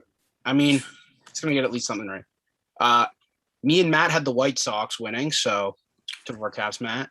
Yeah, I knew the Twins were overrated this year. Noah and Aiden had the Twins. Yeah. Matt and Noah had the Astros. So Matt was the most right about the AL. He got 2 of the 3 divisions. I had the Athletics, as did Aiden. So Aiden is the only one who's going to go over. Unless the Blue Jays can pull off some miracles. Tough scene. As for the wild card, well, Matt and I had the Twins in a wild card spot, so we're both idiots. Damn it. I think we're all idiots. We are. Noah had the White Sox in wild card spot, so at least you got another playoff team in there. Yeah. And Aiden had the Yankees. He also had the White Sox. Noah had the Athletics as the second wild card team, as did Matt. Ah, damn it. Hey, it's still possible. And I had the Blue Jays, so Oh, there you go. I'm gonna go 2. I might go 3 for 5 if the Yankees can steal a playoff spot. I don't think There they you will. go. As for the NL, everyone but Noah had the Braves winning the East. He had the Mets. Well, I'll be really surprised. I do tend to be a little bit biased at times. Matt had the Brewers in the NL Central. The rest of us had Cardinals. So way to be, Matt. Way to be. Yeehaw. All of us had the Dodgers, but me. I had Padres, so I'm clearly dumb. But everyone had the Padres making the playoffs as a wild card team. I had the Dodgers and Mets. We all had like some iteration of the Mets making the postseason, except for Aiden. He had the Nationals. So don't look at us for advice. If you're doing some futures bets next season, don't ask us for your opinion. Don't ask us for our opinions because we clearly cannot predict things in the future. No, but it'll be entertaining. We promise you. That's fair. Just don't put money on it. You'll be good. Matt predicted the Yankees and Padres would win their leagues. Yikes. Matt predicted those 2 would win their leagues, but the Dodgers would win the World Series. So, Oh, yeah. Yikes. it's a very bold prediction that the Dodgers wouldn't win the NL, but would win the World Series, Matt. We respect that Yeah. confidence. I had the White Sox winning. I also had the Padres winning the NL, so I'm clearly a fool. Noah had the Subway Series in the World Series with the Mets winning. Just a little bit of bias there. And Aiden had the White Sox and Braves with the Braves winning. Wow. If the Braves were fully healthy, yeah. All right, we got another comment. Seattle does not deserve to make the wild card. LOL. I'm just being biased since they traded away Graveman. That was a dumb trade. That was a dumb trade. Yeah. It's funny because while it was a dumb trade that pissed off the team, Abraham Toro has been actually really good for them. He has been. I don't disagree that it wasn't like a foolish trade, but like it's funny that the stupid trade worked out. Do you remember like at the beginning of the season when I said that the Mariners were going to be close at the deadline and they were going to make a trade for players? Well, they were close. They did not trade for players. They traded for players and also traded away players. They did both. Yes. Jerry DePoto decided to not know what he was going to do and do both. I also found our article when we predicted over unders for the. Oh boy. Oh, that's bad. I don't even want to hear that. Noah and I said the over on the Orioles at 64.5. So good job. I was on board Justin's bandwagon that the Orioles are going to be competitive even though they're going to finish last. I thought they'd win like 70 games. I thought that was reasonable. I could have predicted lose 20 in a row in August. Who could have saw that coming? But yet he still gives them a D rating. The Red Sox. For anyone who cares about New York right now, when it rains, it pours. The Mets are now down 6-0. Cardinals still have the bases loaded with 1 out. Looks like the Mets season is done. Lindor is coming down. Lindor sucks. There you go. Let's see Alright. what else we were wrong about. Noah and I also were wrong about the Red Sox. We said they'd win under 80.5 games. Matt and Aiden are 2 for 2. We're 0 for. Noah was the only one that said the Yankees would win more than 96 games. All of us but Aiden said the Rays would win more than 86. So give yourself a pat on the back, boys. Tip your hat to Aiden. The Blue Jays, Aiden and I said they would win over 87 games. Matt and over 86.5. Matt and Noah, you guys said under. Oh, I think you might be a little bit wrong on that one, depending on if the Jays can keep it hot. I was 4 for 4 before that, I guess. I was what? I'm 0 for 5 now? In That's the what I'm AL, hearing. in the AL Central, the White Sox were at 91.5. Aiden, everyone but Noah said over. The White Sox would need to go 10 and 9 the rest of the way to get over that projected total. So it's still possible they don't. They have been playing 500 baseball of late. I know they've not been playing well lately, so that's very possible they don't get it. They're awful on the road too. They're 34 and 36 away from home. Cleveland was at 81.5. Noah and Aiden said under. Me and Matt said over. Oh, that's gonna be tough. That's really. It's most likely going to be under. They would need to go 14. Yeah. They would need to go 14 and 6 the rest of the way to go. Yeah, over. that's tough. Oh no, my bad. My math's bad. 14 and 8, still tough. Not going to happen. We all said the unders on the Tigers at 68.5, so we were all very wrong about that. Yeah, I think hey, it's still possible. They're at 68 wins right now. They really need to lose out. It is still possible. Okay. We all said over on the Royals at 72.5. So the Royals would need to go 8 and I believe they'd have to go 8 and 9 the rest of the way. Okay, that's possible. Everyone but Matt and Aiden said under on the Twins at 88.5. Noah and I had over, so Noah and I are wrong. Yeah, not just wrong. We're embarrassed. Yeah. AL West. Everyone had the over on the Astros at 86.5. Yeah. We all had the under on the Angels at 83.5. Yeah. We all had everyone but Matt had the under on the Rangers at 66.5. Matt took the over there. Yikes. The Mariners, Aiden and Noah took the over on 72.5. Matt and I took the under, so we were both wrong. Already wrong. They've got 77 wins right now. And for the A's at 87.5, Noah, everyone but Matt said over on the A's. So Matt might be right. Yep. The A's would need to go 11 and 9 and 11 and 8. Oh, 11 and 8. Okay, yeah. Doable. Unlikely, but doable. All right. If anyone wants to see some excitement right now, turn on the Mets games. They're just showing Mets fans' reactions right now, and they're all like. In the NL East, we all had the Braves over 92 wins, and I don't think that's happening. It's possible. They would need to go 16 and 4. just put it away. You're saying there's a chance. There's a chance. They also do have a tough schedule coming up. I think they play the Giants and the Padres. The Marlins were at 70.5. You all said under. I said over. They're going to be under. They're going to be under. Most likely. I mean, if they go 11 and yeah. If they go 11 and I think that's 9. Yeah. No, 11 and 8. 11 and 8. Yeah, my dream's dead. Notice how I not only everyone but Aiden had the Mets over 91 wins, so we're all fools. Hey, it's not possible. Never mind, I'm done. Yeah, oh man. All of us but Matt and Aiden actually. No one. I had the under on the Phillies at 8.5. 8.5? 80.5, yeah. 80.5. That's gonna be close. It is gonna be close.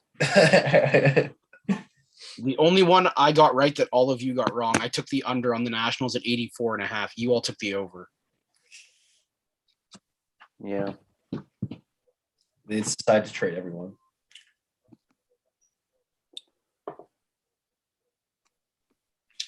Yeah. Yikes. In the NL Central. Oh boy. All right. I had under on the Cubs at 79.5. Everyone else had over. Yeah, that's been fair. I mean, I don't think anyone was expecting them to trade all 3 of their stars. We all had the Reds under 82.5. I think we're going to be wrong on that one, gentlemen. Yeah, Probably. Although you never know. The Reds have won 6 of their last 18 games. We all had the Brewers over 82.5, so we're all right on that. But yeah, that makes no sense. 82.5. Like, that team was way better than that. That was an easy one. We were all over on the Cardinals at 86.5, so that's an L. It's still possible.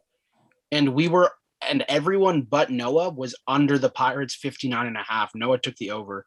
The Pirates would need to go 8 and something. They would need to go 8 and 9 the rest of the way, or 8 and Which 8 is and 11. possible. 8 and It's 11. possible. 8 and 11. That's possible. I'll take it. We'll see. NL West time.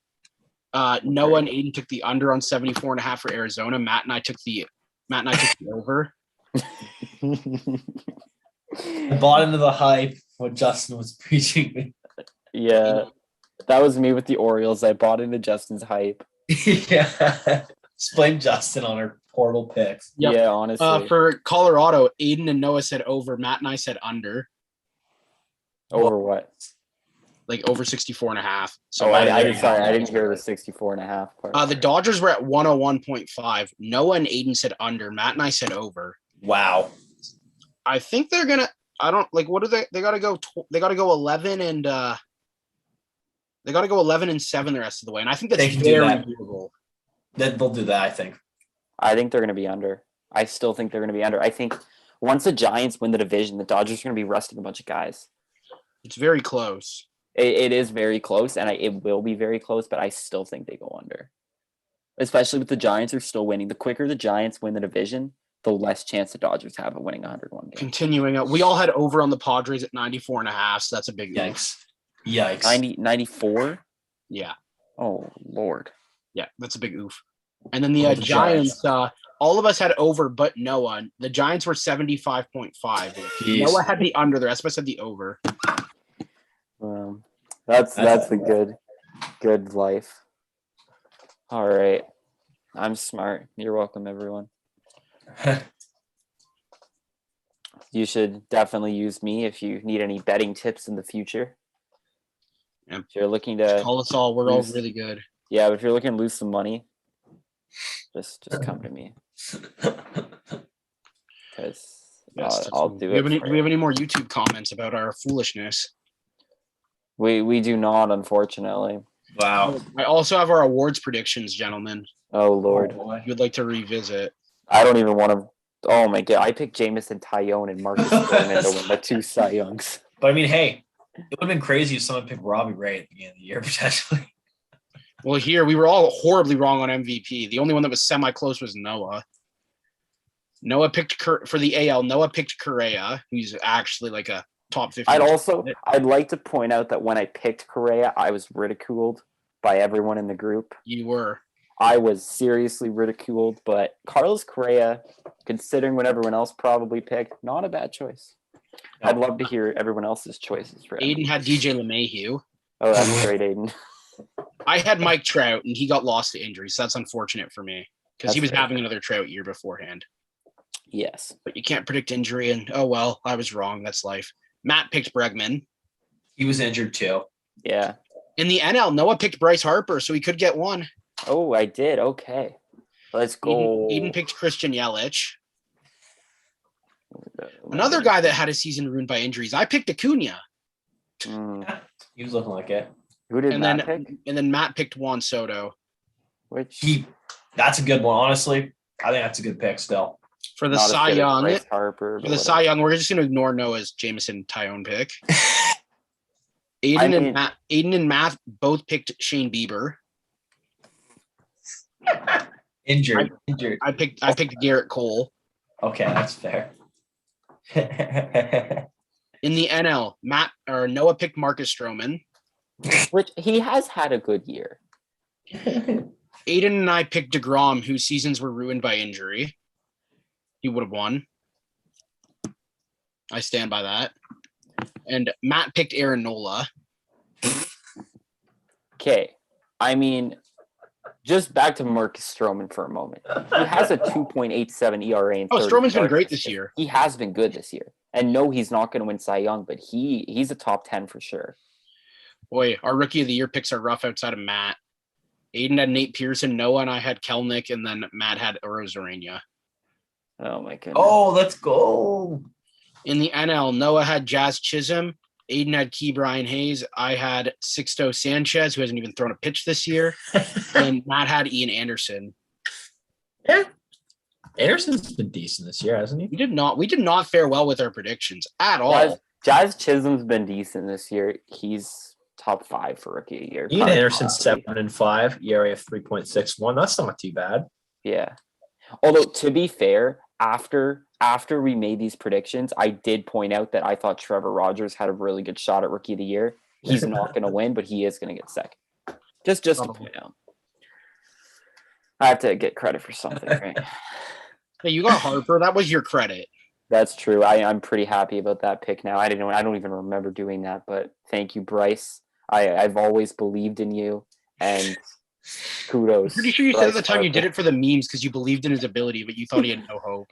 It's true. Honestly, I didn't even remember I picked him, but we'll go with it. I believed in you always, Bryce Harper, and you were my inspiration for this blog. Bryce VP? Yes. Bryce for president. Or for prime minister, as we are amidst our federal election. Bryce Harper, baby. Wow. Some real great predictions here. Joey Votto for prime minister. He's Canadian. He can run. True. Or even Tyler O'Neill. Good. Let's go. Also, anyone watching, come on. You got to hit that subscribe button. We're running out of time to get Justin 75 subscribers on YouTube so that he joins us for an entire wildcard game, which, by the way, Justin, will be the American League wildcard game because we absolutely have to see a reaction when the Jays are playing the wildcard. Well, if that's only if we get 75 subscribers, because otherwise I do have a wildcard plan at the ready already. Uh-oh. We too busy. We gotta hit 75. Matt, tomorrow, me and you. Me and my family are Jays fans. Like we're doing like a get together. We're sitting around. We're drinking. We're watching baseball. Since when do you have so many friends, Justin? I just told you it wasn't friends. It was family. Tomorrow, okay. Matt Tomorrow, Matt and I are making 50 different YouTube accounts, and we're gonna hit that subscribe button. That's not how this works. No. I think so. The joke's on you, Matt. I don't have any friends. Nice. I only have acquaintances. Wow. Well, congratulations, Justin. Thank you. It's a lonely life I live, but someone had to do it. All right, but Justin, either way, you got to join for at least part of that NL wildcard game. Oh, the NL wildcard game, sure. The right. AL one, though, I've got things on the go. But the NL one, right. I'm down. AL wildcard game, though, you got to at least join for an inning, if possible. We'll see. All right, AL wildcard game is going to be really entertaining. I think everyone's excited to hear Matt's reactions live to everything. All right, Vlad, you got the. All right, Vlad, let's go! Let's go. Exactly what I'm going to do. Oh, Vlad just hit a single. Let's go! My prediction for the game: Vladdy's going deep. God damn it, Bo! Why are you hitting into a double play there? Don't you know how critical a spot this is? Oh man, there will be beers flowing too. Man, Robbie's looking really good tonight. That slider's looking really good right now. Those tight pants. He can't touch him. Or that picture, you have a Bichette, right, Matt? The one you show up every time Bichette does something. Bichette gets a hit. Just doesn't say anything. Just holds up his picture. Oh man, the Diamondbacks are losing already. All right, guys. So I think just based on our preseason predictions, we need to revise our picks for the playoffs when the field is set. I agree. All right, yeah, we'll do live stream. Definitely. San Francisco Giants, if they win the division, they're winning the World Series. You heard it here first, folks. Yeah. No. So what we'll do before the NL wildcard game, we'll go live for the NL wildcard game, Matt. About 30 minutes before, we will make our picks live right before the game, and they'll be locked in. Oh yeah, now we're talking. Your picks for the game or your picks for the whole bracket? Picks for the whole bracket. I feel like you should do your bracket after the wildcard game. Because a one-game playoff is kind of dumb to predict. It's so screwy. All right, we'll do it after. I think it's fair if you wait until the wild card games are done. I know most bracket challenges don't, but like the wild card game is so unpredictable. It's just Okay, one game. That makes it fun though. that's You're not true. wrong. All It's right. just so screwy. And we will all make our own bracket. Let us know what you want the stakes to be. The loser will have to do something. So Winner deserves a figure that prize. out beforehand. Winner deserves a prize, as always. Yes, and loser deserves embarrassment. So we'll have to figure out something on that. Loser has to sing "Call Me Maybe" on a live stream. Right there. There's your punishment. Why call me maybe? I don't know. It's just the first song that popped into my head. Loser has Wait. to sing that stupid Blue Jays seventh inning stretch song. Hey, you will not disparage OK Blue Jays here. That song, every time I hear it, it gets stuck in my head Blue forever. Jays. Oh, actually, Let's play ball. Fun fact, guys. I told you my job is like, I'm like an insurance salesman. I met the guy who created that song on a Zoom call this week. That's wild. Yep. Better have told him you love his work. Himself. Better have told him you hate it. No, I said it was a defining moment of my childhood. That song is amazing. Noah, we do not appreciate the slander here. I just hate it. It gets stuck in my head, and then I That can't makes get it it out. good. Good songs No. stick in your head. Okay, there are songs that get stuck in your head that are good, and then there are songs that get stuck in your head that are not good. Like what? Like Baby Shark? No, that's a good song too. Baby Shark. There's your punishment. Loser has to do the Baby Shark dance on a live stream. All right, I'm in it, Mattson. Do it. All right. I mean, we can talk. We'll talk with Aiden too. He's part of this team. Yeah, and let's face it, with his preseason predictions, it's probably going to be Aiden doing it. So Aiden goes balls to the walls, whether he's right or wrong. yes, which he's usually wrong. 19 times out of 20, he's wrong. But whatever. It's okay. We still love you, Aiden. Sometimes. We miss you, buddy. Yeah. Hope Yeah, you're we enjoying the miss you, football Aiden. game before you Yeah. go to sleep for work. Heck yeah. All right. And we'll also have to go live for game 163. Because let's face it, there's going to be a game 163. We don't know where yet, but it's likely going to happen. Yeah, we have no idea where, but I mean, it could be Giants Dodgers, it could be NL wild card second spot, it could be AL wild card second spot. So Justin, what happens if there are 3 teams tied in the AL wild card? Do they play 2 games? I think whoever has the tiebreaker, which I believe would be the Red Sox, have the tiebreakers. They would the Jays and Yankees would play for I think it would be the Jays and Yankees. Would play the Red Sox? Yeah. That's all. I believe the Red Sox have the tiebreakers over both teams. I know they have the tiebreaker on the Jays in the season series 10-9. I'm pretty sure they have the tiebreaker on the Yankees. So if there's a 3-team tie for the wild card, 2 teams essentially have to play 2 wild cards. It's not that all 3 teams have to play an extra game. I believe it would just, I'm not entirely sure, so don't quote me on this. I could be wrong, but I believe that's how it would be. Okay. I believe the Jays and Yankees would have to play. The Jays would host the game because they have the tiebreaker over the Yankees. And then the Red Sox would play the winner at home. Interesting. All right. Again, I could be wrong. I'm not a sage when it comes to this stuff. I'm still trying to learn it myself. Yeah. There's a lot of different rules. I believe that would be the scenario how it would work out. All right. And maybe we should just get them on a neutral site and have them play each other each once. Whoever's the best run differential moves on. Agree. Now we're talking. Yes. Well, obviously, it would be the Jays. Let's be real. Yeah. Their offense. Come on. The Yankees pitching. Ugh. Yuck.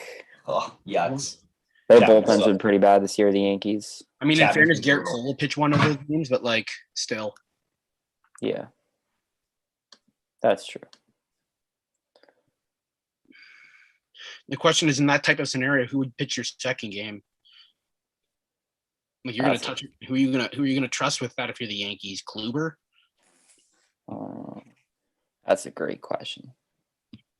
Like I know if I'm the Jays, I'm trusting probably Jose Barrios in that second game. Yeah. Yeah. I would Sure. even trust Manoa. You paid those top prospects for Barrios, you would trust him. Yeah, Better. but you kind of have to. Matt has strangely grabbed a baseball bat and is now demonstrating his hitting ability. I bet I could make the Mets starting lineup. Matt's knocking all of those predictions out of the park right now. See, look at that. Look at that. And this is our segue into our next segment. Hitting with Matt. So when you hit, don't do what Matt did where his hands were separated a bit on the bat. There he goes. Now he's got them together.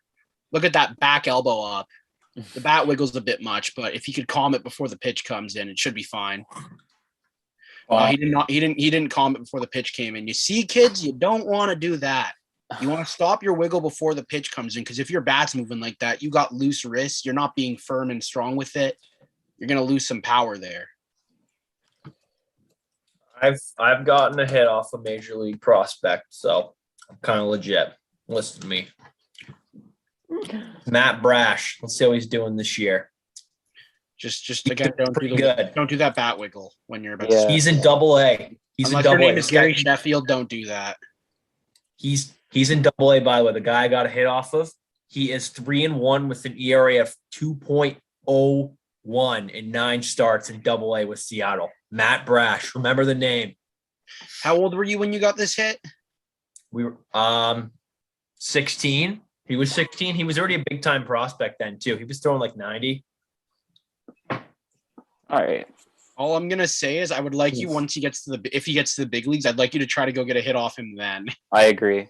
Well, yeah, because I mean he throws like 97, 98 now. I only faced him when he threw 90. Wow. We'll give you 100 at bats and we'll see if you can get one single. Oh God. Well, if you just threw me straight fastballs, I could catch up to it. No, he's pitching to you like you're a big leaguer. Oh boy. Oh no, 100 at bats. I think Matt could get a single. I don't know. And 100 at bats. I don't think so, man. One single. Man, there's a reason they're Major League Baseball players, and then there's us sitting at home analyzing it. Yeah, but 100 at bats, his arms got to be getting sore. Yes, that's me. I take everything literally. Yes, I know. Well, he'd have to throw at least 300 pitches. That's true. You could swing and make contact with the first pitch and make a weak out. Yeah, but do we really think Matt's going to make contact? No. I can. I've made off contact off a guy who throws 94, so why can't I do it now? Because I think when you did it when it was 94, you were looking heater, and this guy's probably got like an 85-mile-an-hour changeup with a curveball or slider. Trust me. He was throwing curveballs and changeups, and it was just disgusting. He's going to throw you off speed, and you're going to look worse than Ketel Marte when he had to jump as he swung. Or that guy Manoah hit with a swinger when he swung earlier this year. Man, good on Matt Brash, though. I'm going to be cheering for this guy. He's doing really well. He could be one of the top pitching prospects for Seattle. Guys, we have anything? Seattle's up 2-0 right now. Guys, do we have anything else to talk about tonight? No, I think we're good, honestly. Not sure. I don't think so. Giants are up 5-1 over the Padres. Mets lost to the Cardinals. Dodgers are up 3-1 on the D-backs. Mariners are up 2-0 on the Red Sox. Oh, Kershaw's back tonight. Kershaw is back tonight. Yeah, he let him run against the shitty D-backs. It's his first start in like the month. Calm down. Calm down. D-backs suck. I'm sorry. Unless that home run was Ketel Marte. No exception. Oh, he did get a hit. Ketel Marte, I guess a double. Man, the Mariners just dropped 2 of 3 to the Diamondbacks, and they're a wild card hopeful. I don't care. Figure it out. They're a Major League Baseball team. They win sometimes. They score runs. Look at what the Orioles did to the Jays pitching staff this weekend. They did do pretty well. Luckily, the Orioles pitching staff is horrible. Yes. I mean, they scored 24 runs in 4 games. That's 6 runs a game. Yeah, and they still lost 3 games.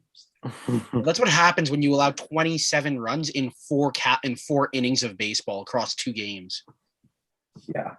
It's a major league record. No kidding. That's genuinely embarrassing. How do you give up 27 runs in 4 innings? 4. That's a total you give up. That's a total you give up to a good hitting team in a 4-game series. They did it in 4 fucking innings. Like what?